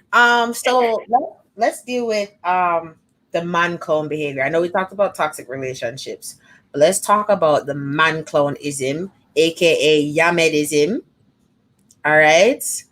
Yamed, Dasheen, Coco, whichever one. Brown provision headism. So yeah, so I want to hear, let's talk about some of the man clone behavior and where you think it stems from. Davey, I think you should go first. where it stems from? Well, Or we just can go. talk about some man clone things you used to do. And then talk about why. Or why you think you did them. Who tells me to the man clone thing? Wait. I'm just joking. I'm gonna say I'm gonna save this part for a later question, so I can't go into it. Oh, Should I? yeah. Hey, You back, sis. I held down the lit. phone while you were gone. JPS disgusting here. bad. Amen. So we can pause on the man clone stories and then we can continue with this New York story because I wanted to know. I say I saw no say man across is, you know.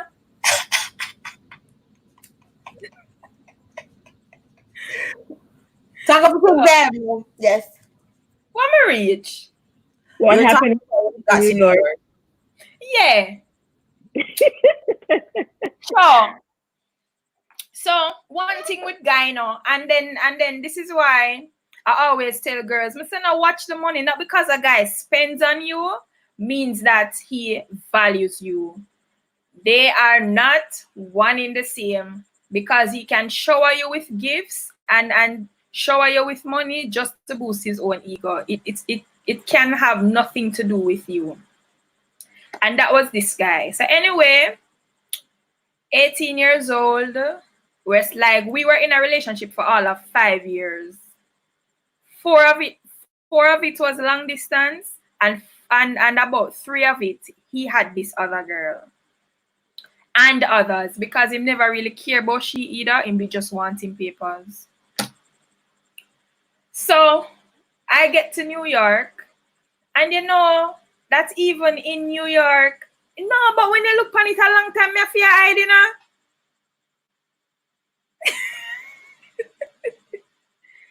And it just goes to show that I had no self-worth or no self-esteem, because if me can go all the way to New York, a man have me a hide pan Flatbush for him go look for him woman.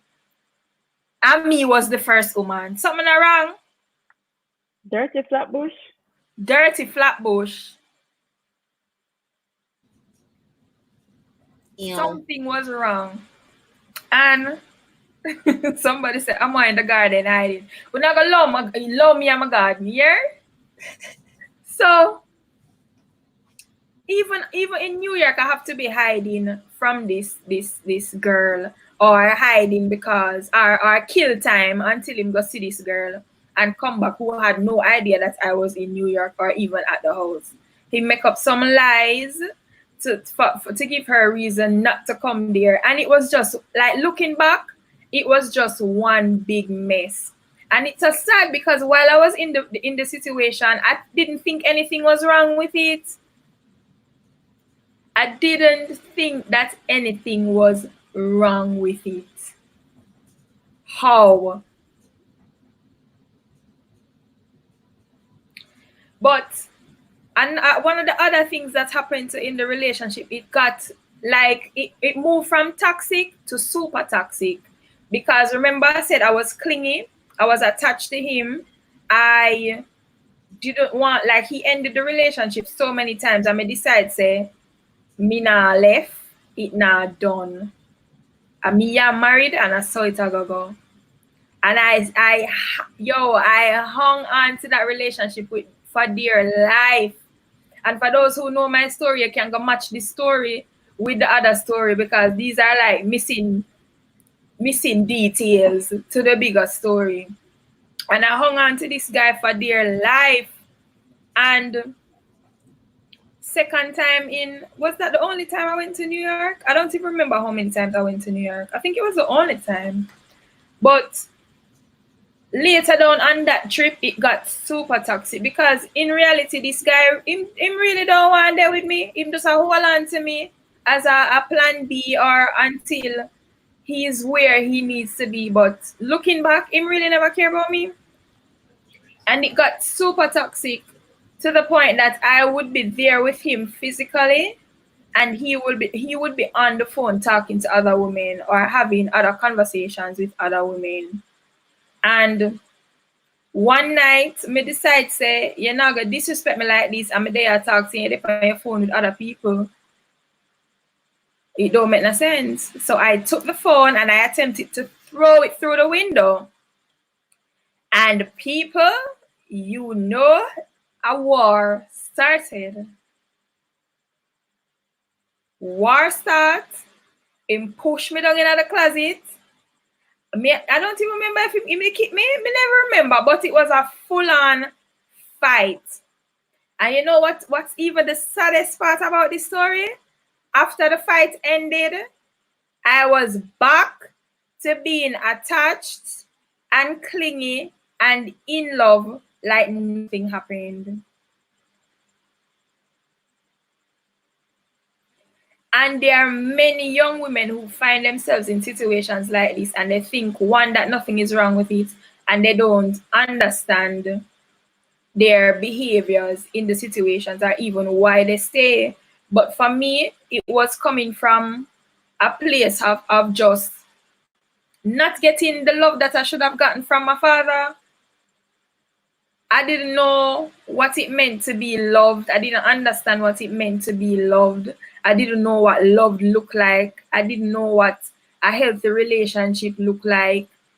Like, I was just out there raising myself and figuring it out as I went along. And sad to say, I found myself in that situation. But I'm happy that it ended when it did, and it ended how it did. And Zawadi said, it's a soul tie. It's a soul tie. And how it ended, I wasn't as strong or as liberated as the other girls. How it ended, he broke up with me via WhatsApp. No, it was BlackBerry at the time. It was BBM at the time. He broke up with me via BBM and blocked my number.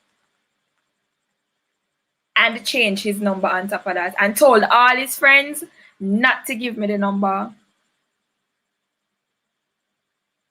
So imagine how that sunk me.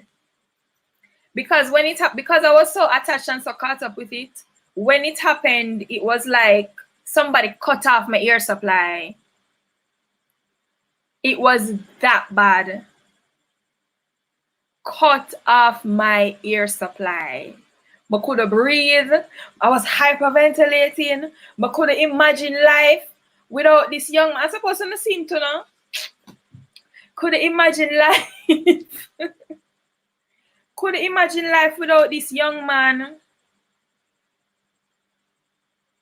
Could not imagine life without this young man. But what I'm grateful for now is that there are so many platforms and there are so many sources of information that persons have.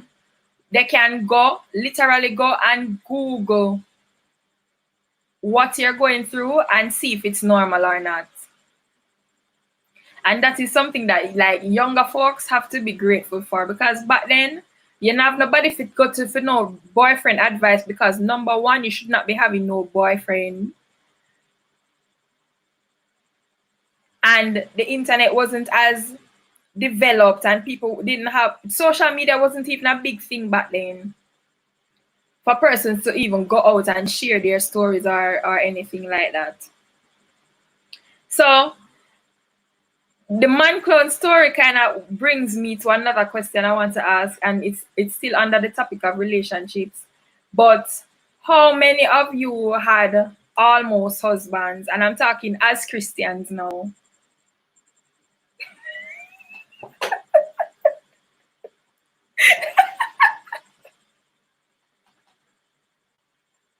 When you say Jam, you didn't have any?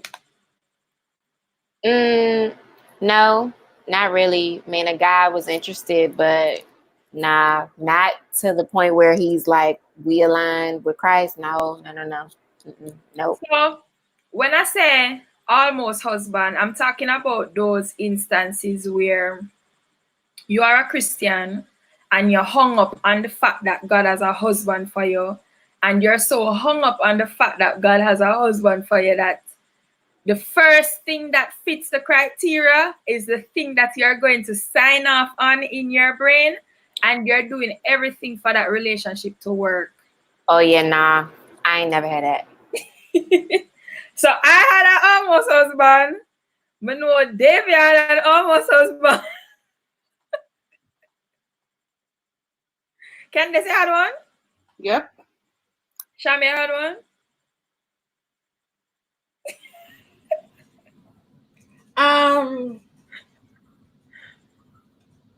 I was a different type of yeah. We'll talk about my own. I forgive context to mine because You said drink to that? I heard you.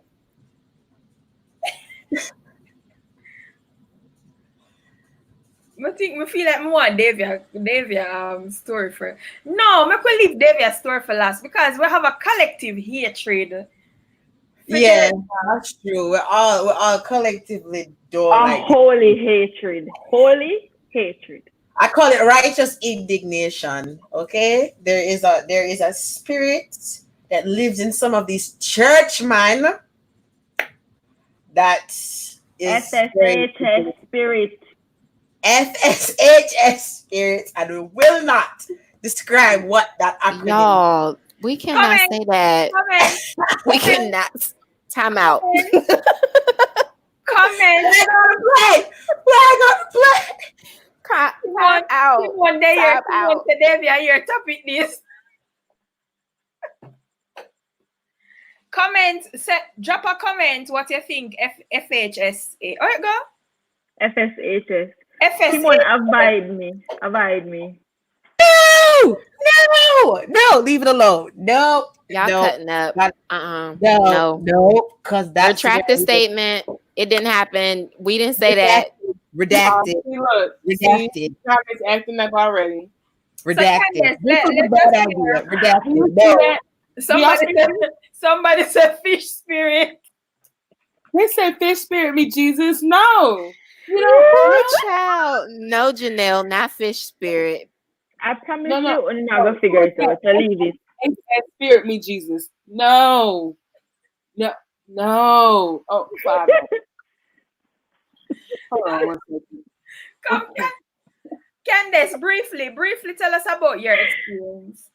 Oh Um, the last relationship that I was in before Marty, I knew that I was being prepared for marriage, and because everybody and their mom thought that we was cute and that he was in ministry and so was I, that he was pastor and I was first lady. He wasn't a pastor, but that's what they called him, and I was going to be his first lady, and it looked cute for the moment, until eventually God just was like shook me up and shook some sense into me. But I really thought for a long time that he was going to be it because I knew I was being prepared for it. And I just kind of accepted because everybody else was saying, "Oh, this is it. It looks nice. It's gonna be great. Everybody likes him. You like his family. They like your family. It's just gonna be totally amazing."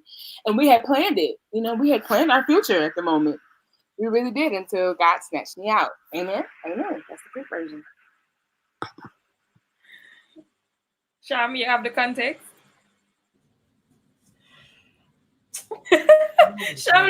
Sham won't look like it traumatized. There's Boy, that's this we're gonna do a part two to this, because there's so much more to talk about. But almost husband was in college, I would say. No, Oh, no, no, no, no, no, no. Relax, relax. You think you know me, you think you know me, but I have layers. I have layers that I have not discussed. you see, Jam We is had it, my sir. exact reaction. So We just had sit it, back, sir. relax, and enjoy the story, okay? Shambre. Stop front see people then. I'm offended. Why are you? All right. Talking No, about layers. this was before I met you guys. All right, you get a pass. Okay. All right. So there was one. There was one. I see my cousins watching now. You see this excitement. But yeah. Um there was a certain individual. This was college. So again a minister. Trash. Um and and it was one of those situations where the vibe was good and we got along very well, and like we had very similar vision and we want to do this and want to do that. And I'm there playing the role, being supportive, going to the preaching engagements, helping out with all this other stuff and being there and defending and all type of stuff. People see us together, it's like, oh, you guys make a great team, and you guys I'm seeing this is a good thing, God is on it, all type of stuff, right? And it was definitely like I was thinking, he knew my mom, and my mom always asked about him. Um and I was like, yes, we're doing this. But then it comes, you like, I'm like Davia, I'm a giver, right? I will give you, I'm glad like, we did broke. huh? I'm glad we did broke. Yes, so I was always the giver, right? So even if it's not money, I'll give time, I'll give efforts. Like, I remember college days, and I have exams to do, I have homework to do. Um, I need to study for certain things. I'll have like meetings and stuff. And I would drop everything to get dressed, come out of my dorm, hop in this man's car, and just go somewhere. Huh? So at least him try. At least in drive, yeah. He wasn't a waste man. I'll give him that. He wasn't a waste man, but it was at that point I was fully invested, and the much like the break would always be like the commitment and the actually like moving forward with it. And I don't know why I was even thinking like that because, being young at the time, I think I was like a sophomore in college. And so I was just so fixated on this young man and just so like, he's the one I want to be with and everything like that. And, we're going to do this, we're going to do that. We're going to have this business, we'll have money, we're going to have this, we're going to have that. And, we have this. And it just is like, I don't know. For me, if I'm not supposed to be with a person, God is going to make that known. Facts. God just got like me did me. I said, God, this is the person, and God will just look at me same way and be like, no. And God will flop my show every time. Did not get the opportunity to really like go past as what my generation would call the talking stage, which I think is demonic. I wasn't even really a relationship. It was a situationship. Talking every day, seeing each other all the time, being affectionate, everything like that. But it was that thing of, I don't know what it is with men sometimes. Is like you have something good, but they want something better. So just hold on to what they have for now. And so to wait on what they really, really, really want. And he just never got to the place where he would fully express what he wanted. And yeah, it definitely mashed me up for a season. Mashed me up for a season. And I had a few situationships in college where it was Tell us always about it. here we go. It was always me putting in the effort. And it's like you and it was always like a manipulation game. Like me no say you like me, and when me put forth the same effort, it's always made to seem as if, oh, like I'm the one that got you or whatever. Like even though I would not even put in that energy to like show you that I liked you unless you show me that you like me. But people are weird. But yeah, it was a lot of time wasting in college. Yeah. And eventually, like I probably around my junior senior year of college, when me get tired of the time wasting and I was tired of my effort being taken for granted, me just kind of just you know what, Why? So me never get the tired memo. I don't like it. I think it was a trial and error process. You see, you're in a long term thing. I've never been in a relationship with a person like that long to like develop the attachment was there and the interest was there, the love was there, but it was that sense like of it's like the guy who always wanted to come out to a certain level and give a certain amount that he is not willing to give so he can benefit from it. So it's never mutually beneficial. It's always one-sided, right? And it was, part of the selfish nature. But yeah, after a while, I just decided, say, you know what? I gotta take on my lady Sarvite now. And man is the least of my problem.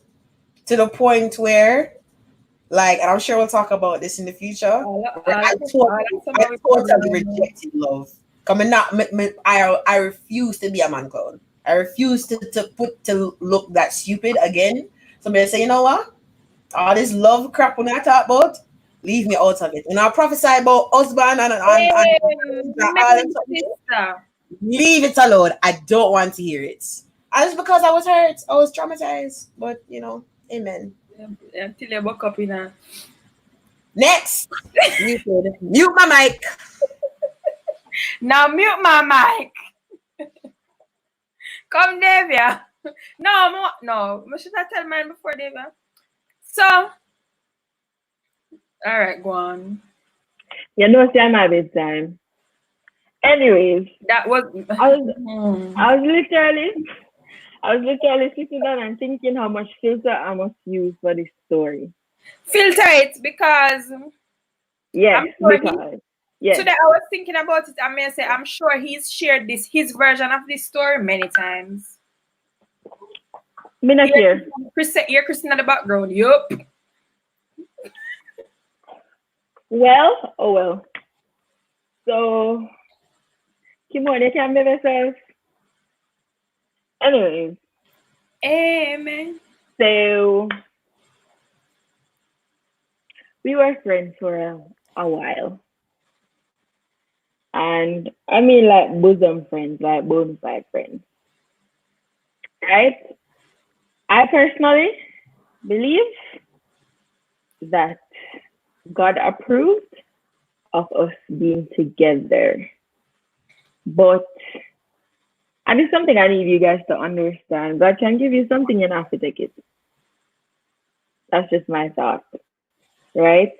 And this is why I also believe that there's not one single person in this earth for you to marry, but there is God's best. Anyways, so I believe that a lot of persons, even people who don't know we, believe that. Like we would just have random people who don't know we at school for the first time and ask questions like, are you guys together? Are you guys married? Blah blah blah blah blah. And when me tell you say, homie, defense walls them used to go up like the Great Wall of China. Right? I don't know what is wrong with me because in my head I'm just like, we operate as a unit like we did, but it's just like that last little piece for just seal it was just not happening. Ask all of them from the live, them know they've been there, they've seen it, they've witnessed it. I don't know if children on my face people, but I was led to feel that way because I say go when we not fit the ideal. yep, hobby just never did a budge. But anyways, um, I was a giver. Like I would just give, and Ashamte not just money. Me never really give money, but I was just a giver. Anything you want, you're there to my heart. Come get it, honey. I got you. That was me, and I didn't feel like that was reciprocated.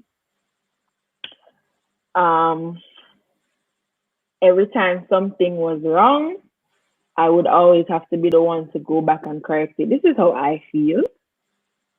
Um, it just messy. Me don't know what else to tell me, and it was manipulative, and I really did not see any of this while I was going through it. Like I was blind to it. So yes, Christians can have toxic relationship with other Christians, as you may have learned earlier. But anyways, um, what else? Yeah, I was just always told I don't like you like that.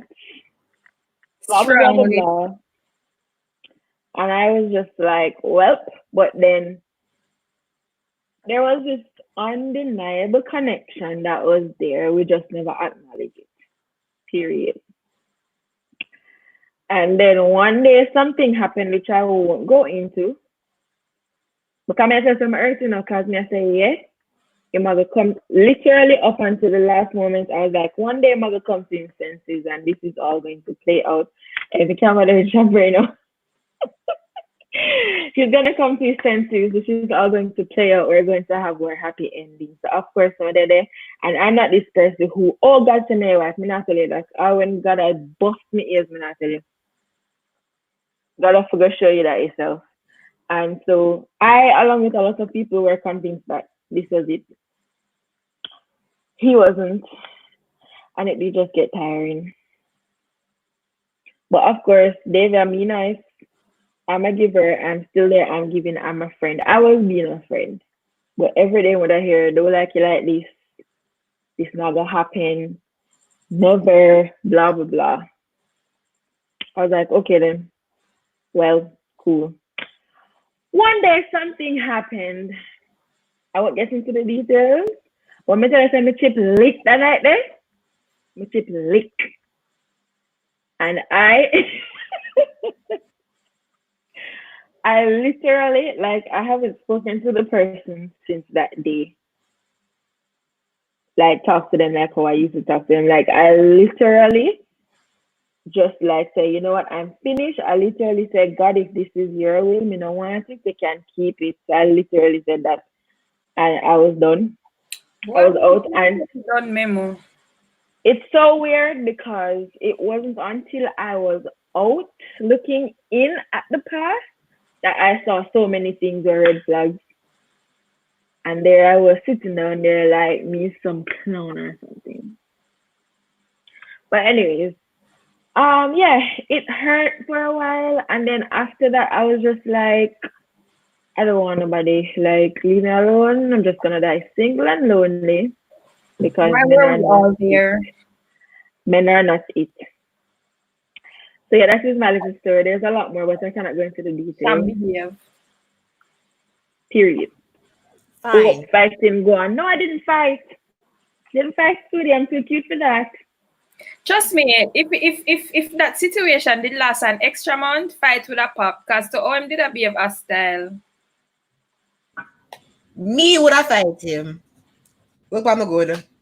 Me would I fight him because the level of disrespect was It was just a lot it was too much. and It was uncalled way too for. much. So much disrespect, so much jealousy, like just a stay a bad Oh, person. I forget one part of the story with my ball. Oh no, not the chronicles. No, no.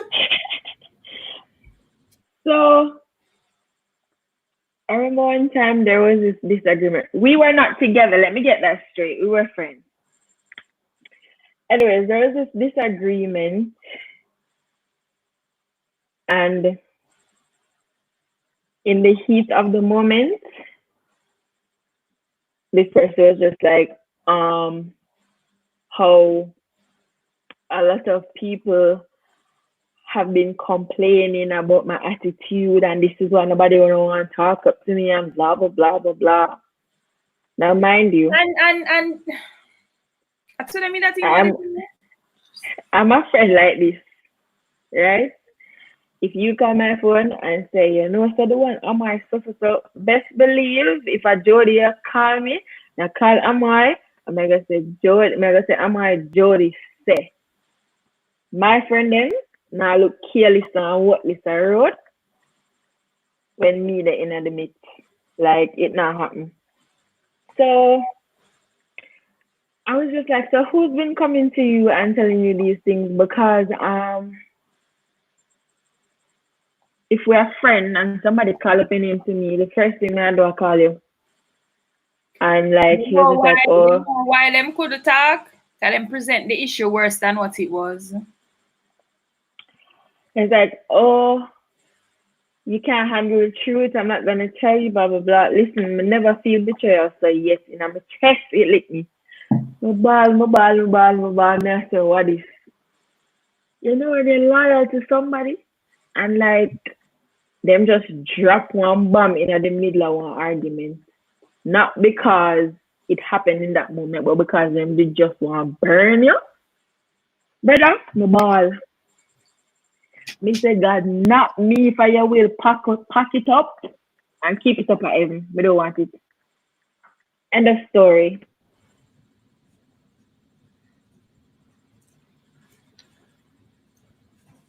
Are you ready for fight?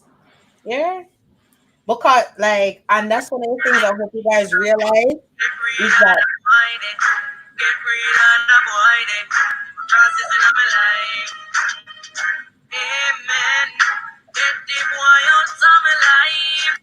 Amen. big tune. Yes. Um, a flex. That was a flex. That was a flex. But yeah, like there are situations, and that wasn't just like a toxic relation. That's like emotional abuse. It was emotional and verbal abuse. Trust me.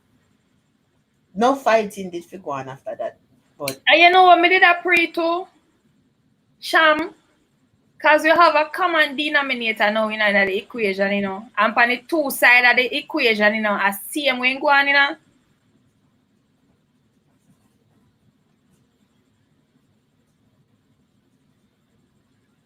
Afterlife. So guys, we are at the point, you guys who have been watching,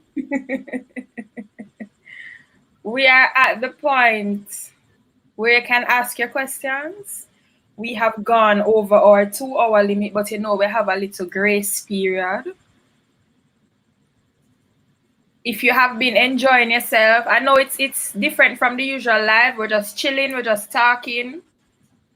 We're just chilling, we're talking, reliving some memories, picking out some lessons. So if you have any questions, now is the time. You hear Kimon bow wheel and come again, selector.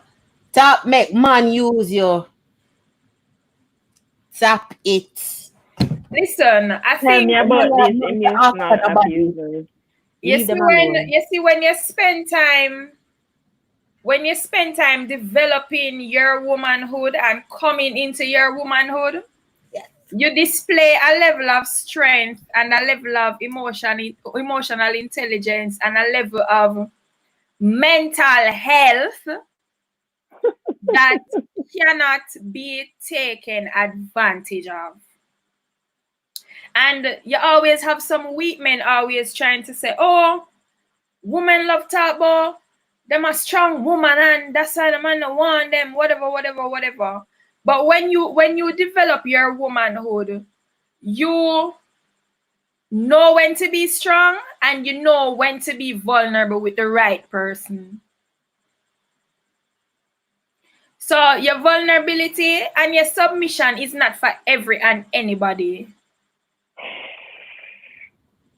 The person have to come and them have to come good and them have to come with them pursuit, them have to come with a plan. So you not wrong if him need help with the planning, but he must have a plan. Somebody asked me a question. Shani said, Davia, how did you get over the whole emotional wreckage?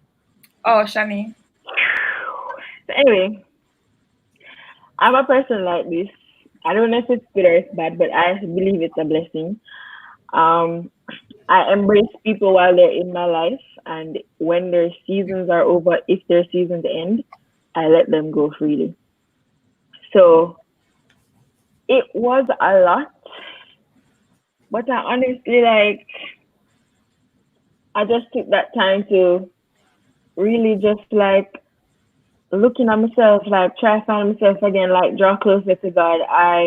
I can't say I just sit down intentionally every day and just oh God, please heal me from this emotional wreck. God, please do this, please do that. But I believe that through encountering Him, it just happened over time. As I said, I don't really hold on to people a lot. Unless people die, I don't really hold on to them. So if somebody decides that they don't want to be my friend anymore, I really just okay. It doesn't mean that I hate them, because honestly, through it all, I don't hate the person. I was just over everything that I've experienced with him. And so I don't hold on to those things. Huh? I said we don't like him though. But continue. We love him with the love of the Lord. I don't hold on to him. Continue. Sorry. I wasn't. So yeah, it's just when I decided I was done, it was just oh well, I just adjusted. Over time, it was weird because it was somebody I spoke to every day. As soon as I wake up, if I bump my toe, this is somebody I would talk to. But I eventually just suck up the little weird feeling that was there at first, and then eventually, through talking, through prayer, through encountering Jesus, it just vanished. Honestly, I feel NPS came and just stripped everything that was holding me down away from me, and just fling me back out brand new, literally. So I didn't spend a lot of time crying over it, stressing over it. I just embraced whatever happened after that. So Janelle said, find the good in goodbye. Yeah, That's me. Thank God I found the good in goodbye. I used to want you so bad. So do with that. Cause honestly, you turned out to be the best Best thing thing I ever I So somebody said, Amoy, how did you heal from your toxic relationship? I had. didn't I didn't heal from my toxic relationship. I got delivered. Because when that relationship ended, I went straight into finding ways to distract me from the pain of that initial relationship. So there was a little rebound fling. Then when the rebound fling never makes sense, I dropped the rebound and just wrote off all men, because if you can't meet my needs as a man, you're just trash. So goodbye. trash, garbage, rubbish. And and this was then, guys. This was very toxic, broken, bitter behavior. And I remember I wrote off all men. I'm gonna say, yo, I eat this and me done with man. Give me a rainbow and call me a lesbian. And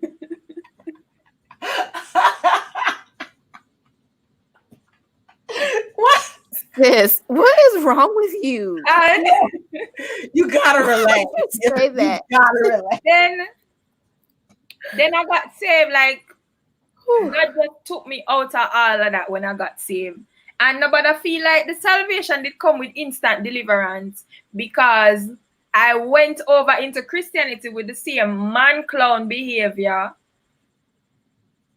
for this guy. And I had to go through an entire deliverance process.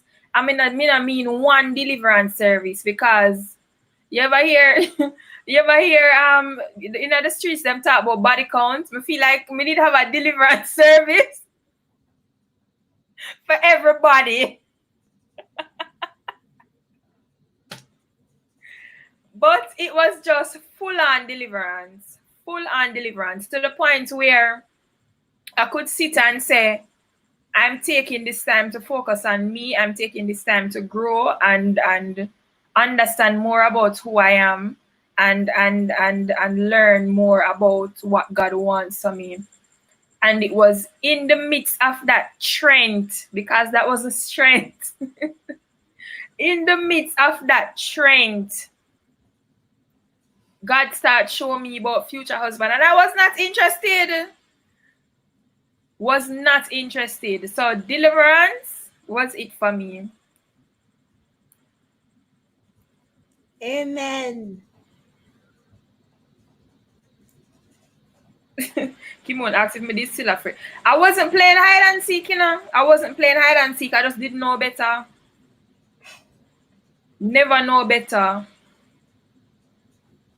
Wow, Amanda said she picked out her clothes for NPS already. Come to NPS, all right? I'm tired of telling them to say. Supposed to give it over NPS. I feel like it's a joke. Come get healed from man clown behavior. It's going to be Somebody man said, clown deliverance. question for Amoy. How long did it take to publicly speak all your story, and how did you deal with the shame? People always assume that there's shame attached somewhere to my story. If you know me not have no shame tree. My shame tree dead and rotten. I'm not shame. We just talk and the business. That was just He me. really doesn't have any shame. But in regard to my story, I, out of obedience to God, I didn't share my story until about 2 years after I got saved. 2 years after I got saved, and I don't think I shared it in full at that time, but it just kind of gradually came out after that. My first speaking engagement was in about 2016, 2017. So also 3 years after I got saved, I shared my story, and it was just out of obedience. to God, because you know you can do a right thing in the wrong time and it turns out to be a huge disaster. And in that period when I wasn't sharing my story, the story was out there, but everybody else was controlling the narrative. Everybody else was adding their piece to the story and saying what was not true. So and then even in that time, people thought because they were using it as a weapon. So and this is why it is so important to be freed and liberated, because while those persons thought they were attacking me, it it was neither here nor there for me. I was more upset at the fact that these were Christians displaying this sort of behavior and being someone who feels and sees and hears the things of heaven. It was just a struggle. And many times my own flesh was like, yo, I'm done with this Christian thing, because I don't understand how me I encounter Christ in such a different way, and these people are behaving like this. So that was the struggle for me. Shay, please go to bed. What? So here's a question for Sham. Here, Kimon, but how can someone become a gem? Anyway.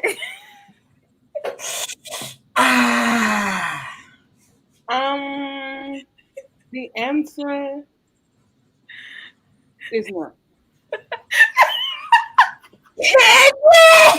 Okay, I really wanted to say that, and then I said it.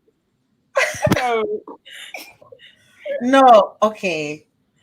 So Sham said, well, Oh, that wasn't the God. question, but you can answer. How can somebody become a gem? And then we'll go to Ashley question. How can somebody become a gem? First of all, Gem, as we said in the beginning, we're not a clique. We're not some type of exclusive club. and the mean girls. We're not mean girls. This is all covenant, right? This is God's work. This is God's Here, Chris. work. What is your hang up? Yeah, this is all God ordained, honestly. Um I did not know anyone that is in gems like growing up or anything like that. This is all covenant that God established in different ways, different connections. The way that we've all come together is everyone has their own story about how they came into gems. It is all God, right? So the reason why we are friends is because God has given us the capacity to commit to each other. Not everybody has that level of commitment. And so what you need to ask is where is God pushing me, or where is God sending me as far as my covenant relationships are concerned? And you can find your own gems. This is what God did for us. And the and And then James, I don't want you to hear James and think it's like this established thing. James no, just us it was trying a to group find a chat. home for the group No, chat. we have a gifted WhatsApp group where all the admins and their assistants are a part of the group, right? And this was way back when it was like Just the just five of us and the just five yeah, guys. just like five of us and the guys. Like this team was still pretty small. Like one day, I'm like, I'm gonna just take all my friends, all like the people that are parts of the island tour in Jamaica, and all of the gifted admin that were in America, and put them in one group chat. So, and that's how everybody started to know each other. And then David decided one day that we need a girls chat because with a talk girl things, talk about girl stuff in front of the guys, and the guys would get And uncomfortable. traumatized Ben. We traumatized Ben, and it wasn't okay. So Ben, yeah, we used to say some things around Ben with just it wasn't okay. So we decided to go make a girls chat. And it's called the Gifted Gems. It wasn't like an established like thing. It just how we all became friends.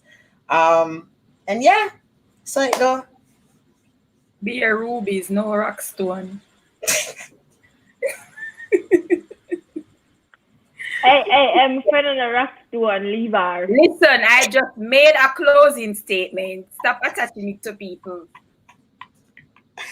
What's the question from Ashley? So Ashley said, did you date the other guys with the intention or idea to marry? And talk about other. Okay, I wasn't thinking about marriage until college. I wasn't, and even then, I didn't know what I was thinking about. I knew that as a Christian woman, you're supposed to date to marry. But there came a point where I thought the whole marriage thing, because when I was approached, it was always like, oh, you know, you're a nice minister, you can preach and everything, you would make a good first lady. A dude literally told me that as a pickup line. He was like, you would make a great first lady. And I was like, what does that mean? And I didn't really, that wasn't really my thing. So I guess I always thought, I knew it was a thing, but I never really considered it to be a reality until I got a little bit older.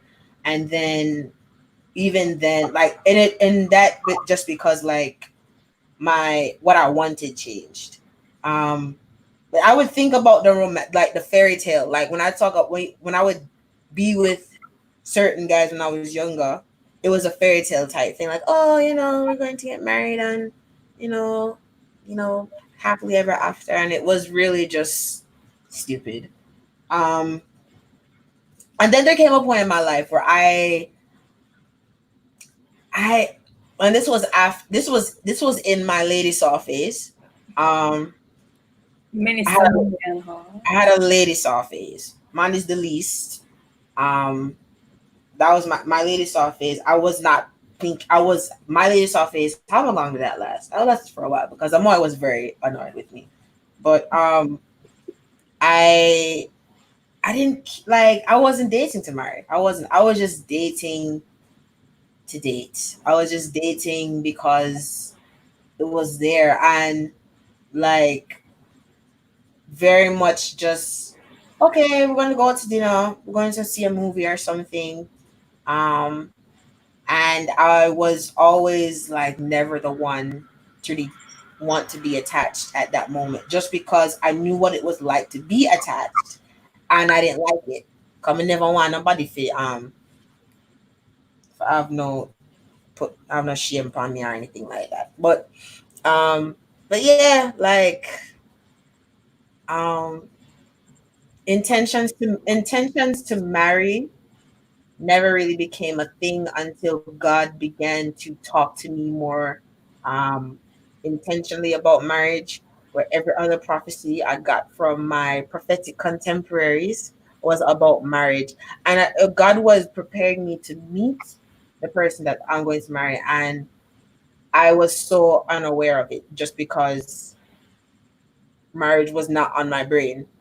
I wasn't looking for a husband. I wasn't looking for a husband. I wasn't looking for um anyone I think to. all the gems were not looking. Yeah, no, we were. I wasn't looking at all.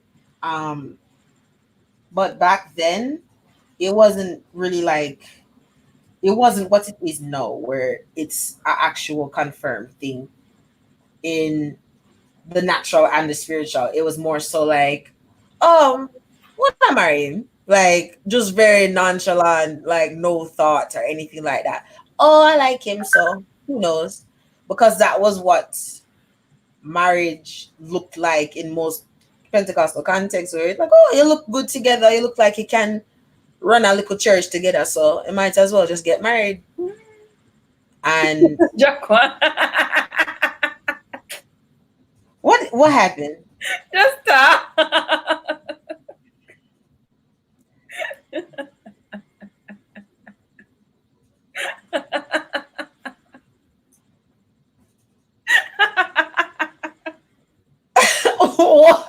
What? Why do I feel like I'm being attacked right now?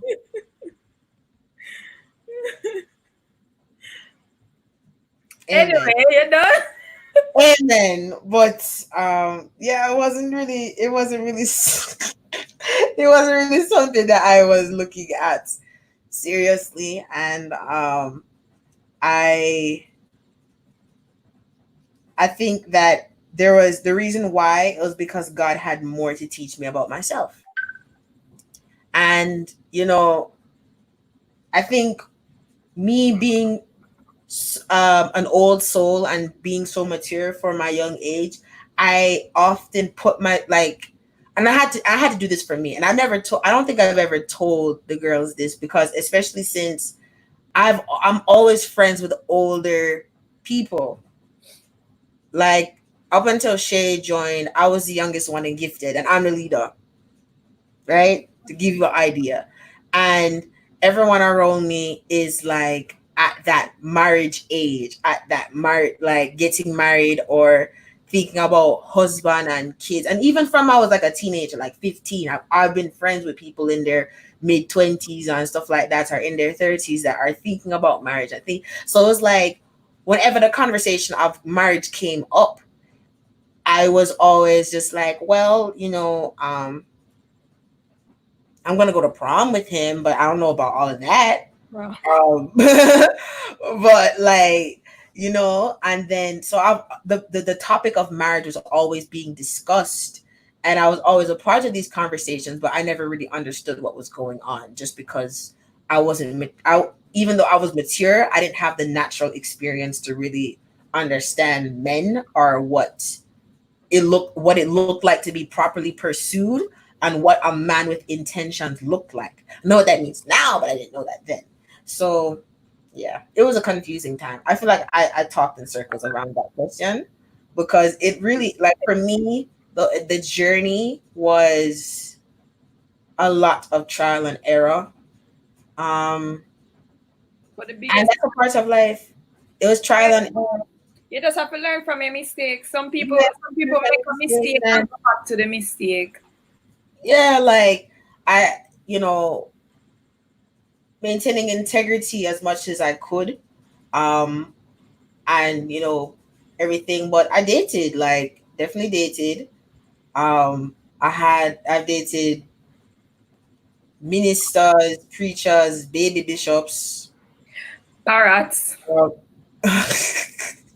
and like, I had a season where I decided, like, yo, I'm tired of that, yo, church man, get on my nerves. I'm tired of the churchiness. I was like, give me a sanctified thug. Like, somebody would just come right off the street and get baptized. That's what I wanted for a season. And of course, I'm more rebuke me for that. But yeah, like, and I just a lot of trial and error, definitely trial and error, and in most of those seasons of trial and error, I was emotionally traumatized. I was emotionally shut down. Like, vulnerability. You're not going to get me to be vulnerable. You're not going to get me to talk about my feelings. You're not going to get me to tell you my life story or anything like that. That's dead. I'm not doing that, because me no want you for then throw back nothing upon me. So me not tell you nothing. What you see is what I'm going to give you. Whatever version of me that I give you is what you're going to accept. You're not going to dig into my life. Right? And then God just mash me up. Send man to come mash up my meds, and then Period. here I am now, stupid crazy, looking, just don't understand what's going on. Heart way up in the clouds, just in love. Like Yeah, that. I do like that sometimes. But yeah, it's a journey. And everyone's been talking here. Everyone's journey is different. Everyone's journey is different. And you just have to learn how to embrace it. But yeah. The men are hijacking the life. Why are the men hijacking the life? So, in closing, Ow! and I think this ties into what I wanted you guys to close out with as a final point. Avarita is saying, with all those negative experiences, how were we able to recover and gain confidence? So, we are wrapping with this question and we're answering, but we're also giving our final words to the women on the live. And the numbers are going up. Unna easy, na unna sleep. Boy. So Dave, you can start since you know. Everything is good to how did I gain my confidence Yeah, back? the little buckle of ginger beer let it long for done doing it. I'm a lady. I don't drink. I sip. How my confidence came back. As I said before, I didn't just have a moment where I just sat before Jesus and like, oh God, please heal me, please do this, please do that. But I believe that over time, by encountering him, he just stripped me of things that I didn't need for the future and still stripping me even now. So I'll just say Jesus. Gee. And those who were praying for me, bless them. So as it as I see a final words, I can just click off, you know? We can exit style. Um, what do I want to say? Young men on this live when they don't play the people and pitney heart. Like for real, for real. Please, whatever trauma you got going on, help is available. Keep it to Like yourself. keep it to yourself. Don't spread it. The world by itself has enough trauma. And females, because some of you traumatized man too. Please get help to uno trauma. Right? And like I wanted to say this all night that a lot of times, well not a lot of times, I'm one who believes that things that people do, like their actions in life, stems from something that has happened to them. So we came and we shared our story. We never just get up one day and decide to be Yamid. Things happen to us in our childhood, things happen to us in our teen years, etc., which caused us to like do stupid things. And it's serious. Like a lot of us, if we were to go through like things that happened in the past, you will hear about Like fatherlessness. Like what? no, me say like really get deep. Yeah, you would find out that some of us face fatherlessness, some of us face rejection, some of us face molestation, you name it. So it's just like don't judge people because what like some of the things that we've done is as a result of things that happened to us when we did not have control over what could happen to us. We still don't, but you get what I mean. We're more vulnerable. We were young, things happen. And so for all of you, oh, that could never be me. Maybe you manifest your trauma in some other way. We're questionable too. So it's just like find the Bossing up things, that work.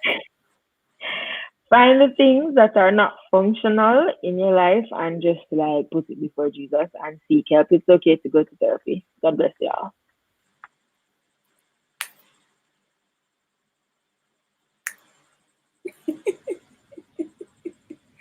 Jam jam.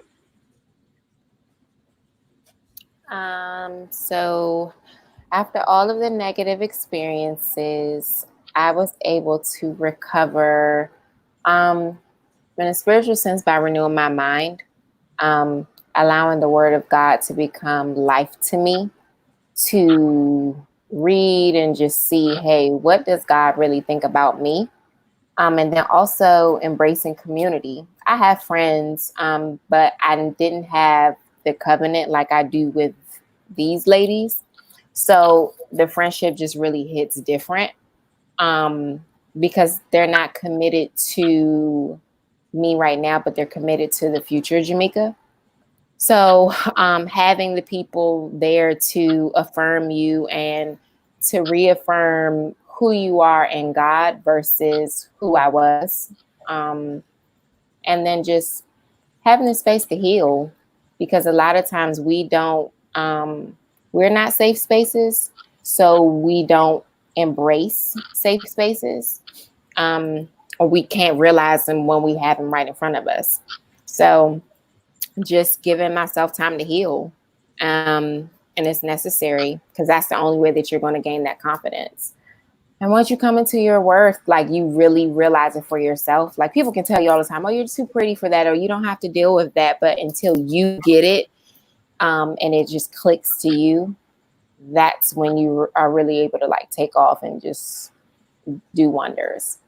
And I guess my final statement would be embrace where you've been and be okay with what your history is.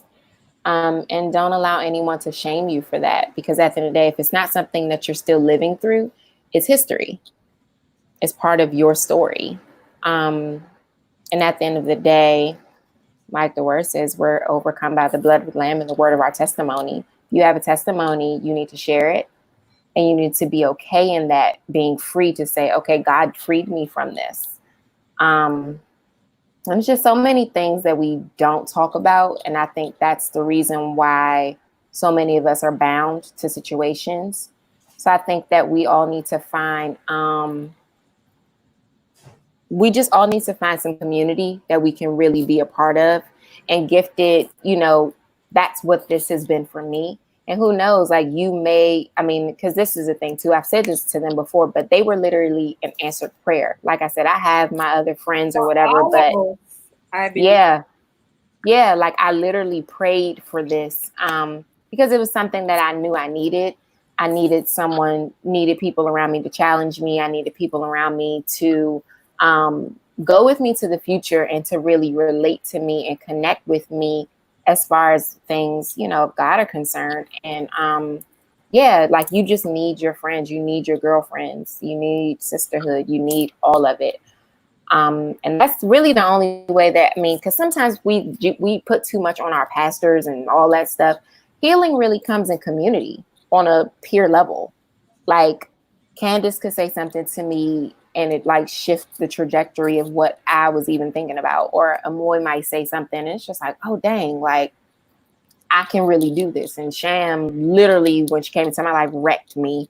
So it's just like, you just don't know what you have until you really just embrace and be vulnerable to open up. So that's what I would say. But yeah, y'all stay safe out there in these Corona streets. And yeah, we're here.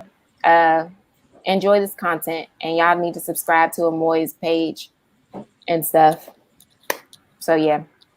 I think that's it. I was going to add that I think the friendship really refined us in the aspect of platonic relationships, because a lot of us, even though we had friends, we spent a lot of time in isolation because there were stuff that we couldn't share with these friends. So, and then there were friends that wouldn't tell us the truth either. So you would just be there functioning, carrying on, thinking that you're okay, and they're not being honest with you.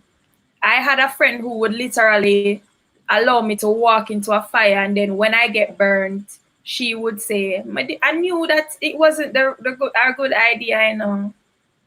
And I'm just there like, you could have said something. But friendship really refined us in that category, because when we got together and started talking, we were all honest with each other. So if you said something that was insensitive, we're saying, okay, hey, that was a little insensitive. Maybe you should reconsider that. Think of saying it another way. Getting other perspective of the situation, because sometimes we're so used to our toxic environments growing up. And I don't know about you, but I have experienced some toxic environments. And we are a summary of experiences that we've had. Whether we've overcome or healed or whatever, there's still some essence of what we've been through, because each time you go through something traumatic or something life-changing, you build another level of resilience to deal with that sort of thing if it ever comes up again. So yeah, Candace.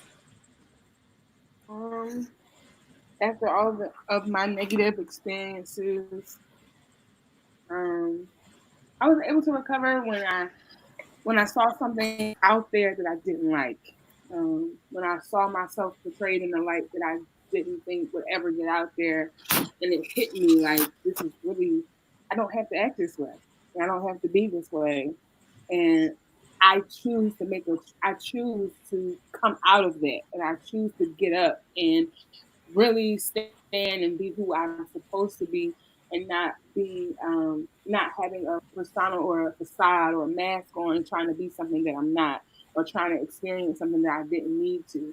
And once I snapped out of that realization, I literally, like the scripture said, I laid aside the sin and the weight that so easily besought me, and I just began to live in the truth of who God created me to be, and be okay with that. Once I was okay with understanding how quirky and weird and different I was, it really snapped into my brain that this is how God desires to use me. And why would I change that? Why would I go out of my way to fix something that doesn't need to be fixed? And so that was my deliverance process, through those moments. And understanding that God had so much better for me. And it really was that moment because I decided, and I made up in my mind that, God is not pleased with what I was doing. And if I'm gonna call myself a representation of Him, what in the heck was I doing? So that was for me. And I guess my last statement would be, ladies, you are worth it. You are worth it. You are worth so much more than what you allow yourself to accept or you give yourself credit for.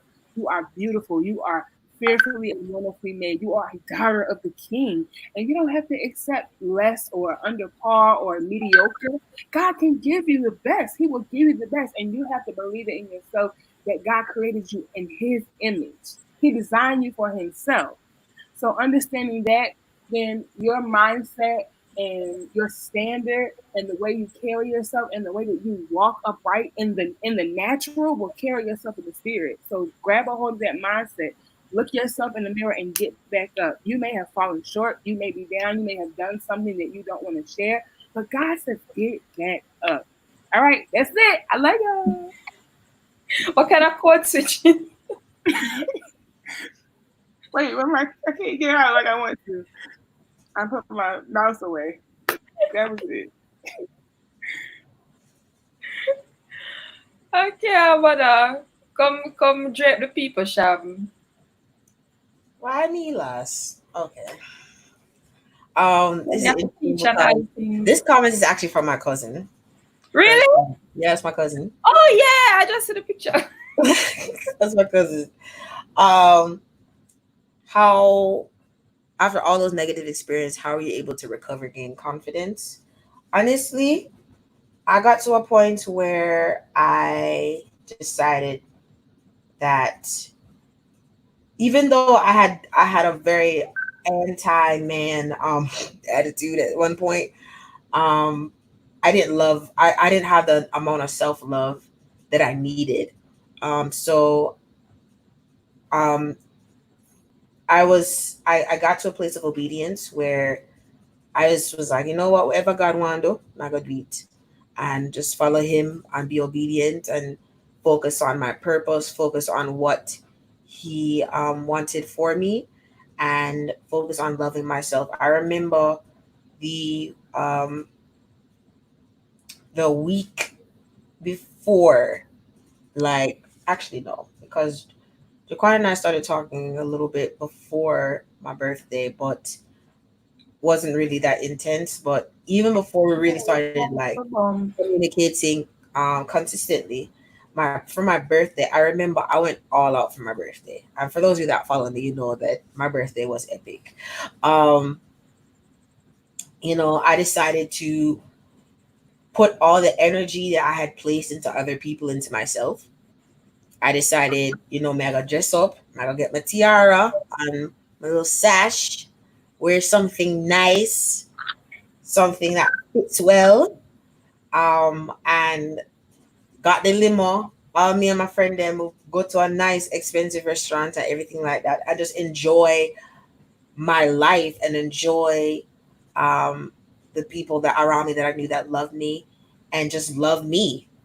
And I was on that vibe for a while, and that is when I that was it's like God was like, that's the missing piece of the puzzle, you know? Like God said, now you're at the place where I can now trust you with a certain level of responsibility as it pertains to a relationship. Um, and I just and it wasn't selfishness, it wasn't conceitedness. It was just I deserve to be happy. I Yeah. deserve it. Like I don't need anybody else to make me happy. I have great friends and everything, but just to celebrate me, because I celebrate other people. I'll put effort into other people. I'll give into other people. I'll sow into other people. But I did it to a point where I would often neglect myself, and so I took the time to love on myself. Like I was never the type of girl that valued going to like the nail salon and pedicure, manicure, getting pampered, even though like I'm usually well put together. Like those things never seem like I've never seen those things as like pampering. It just seemed like a task that I had to do so I don't look, raggedy.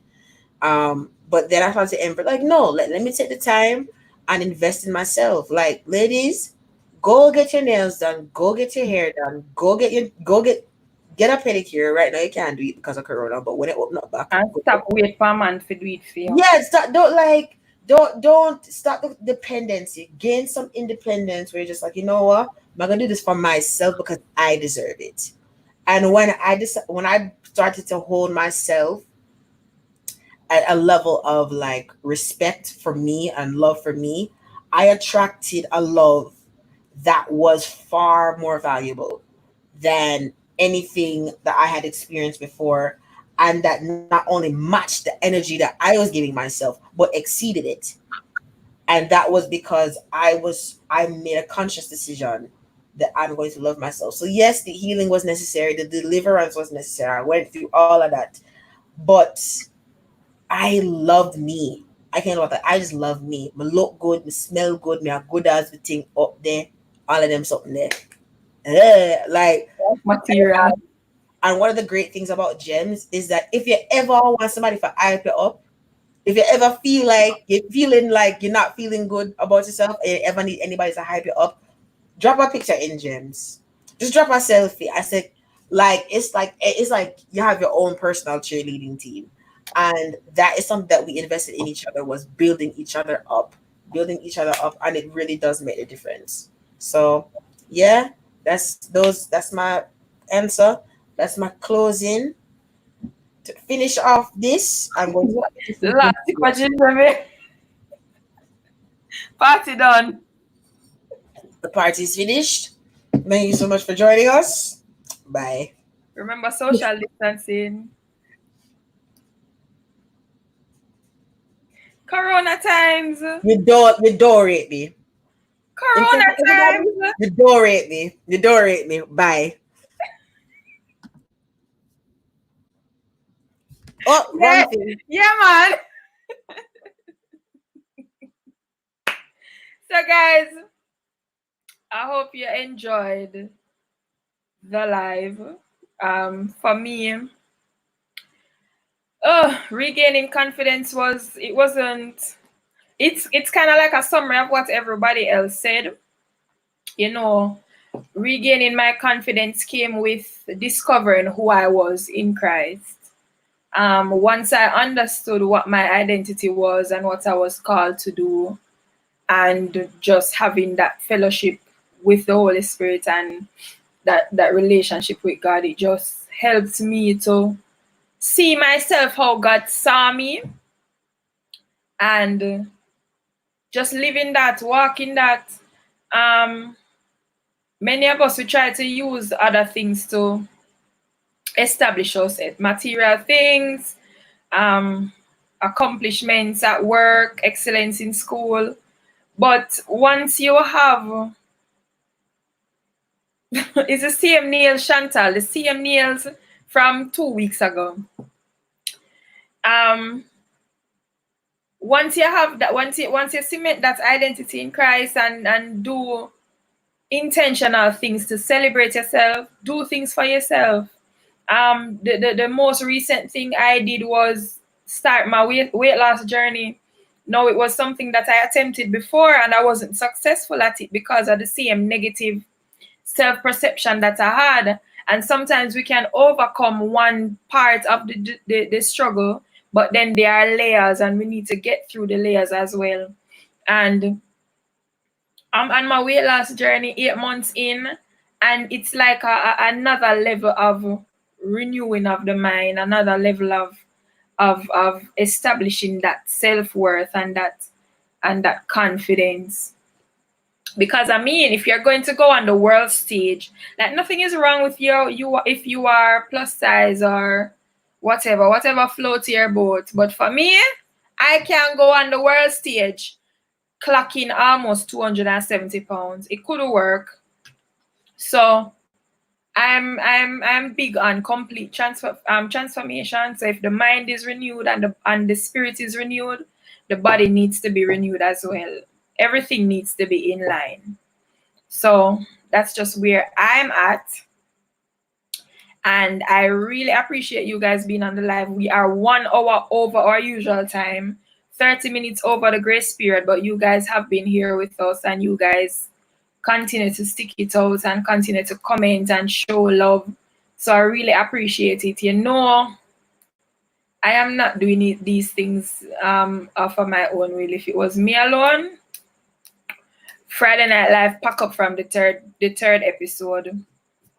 But I appreciate the love. I appreciate you guys just coming on weekly and staying on, not clicking off and just being here, showing love, showing support. If you haven't registered and you want to be at Let's Talk About It, the event, go to my website, my blog that's flashing at the bottom, anointedwriter.com, and you can register. It's www.theanointedwriter.com /events, and you will see all the information about the event and you can register. It's a free event, very exclusive event, because you can't just come in freely. You have to register to be there and you have to sign the confidentiality agreement, the non-disclosure, to be there. So I love you guys. I thank you guys for tuning in and see you next week. If you have suggestions, if you have things that you want to talk about, tell me. If you have struggles that you want to be discussed, tell me so we can get the right people to come and talk to you guys so you guys can grow and develop and continue to walk in this transformation process, because it is a process and you won't come into the fullness of it overnight. So big up on yourself. Thanks for tuning in. Remember to share the video. Subscribe to my YouTube channel if you haven't. And we're out. Thank you.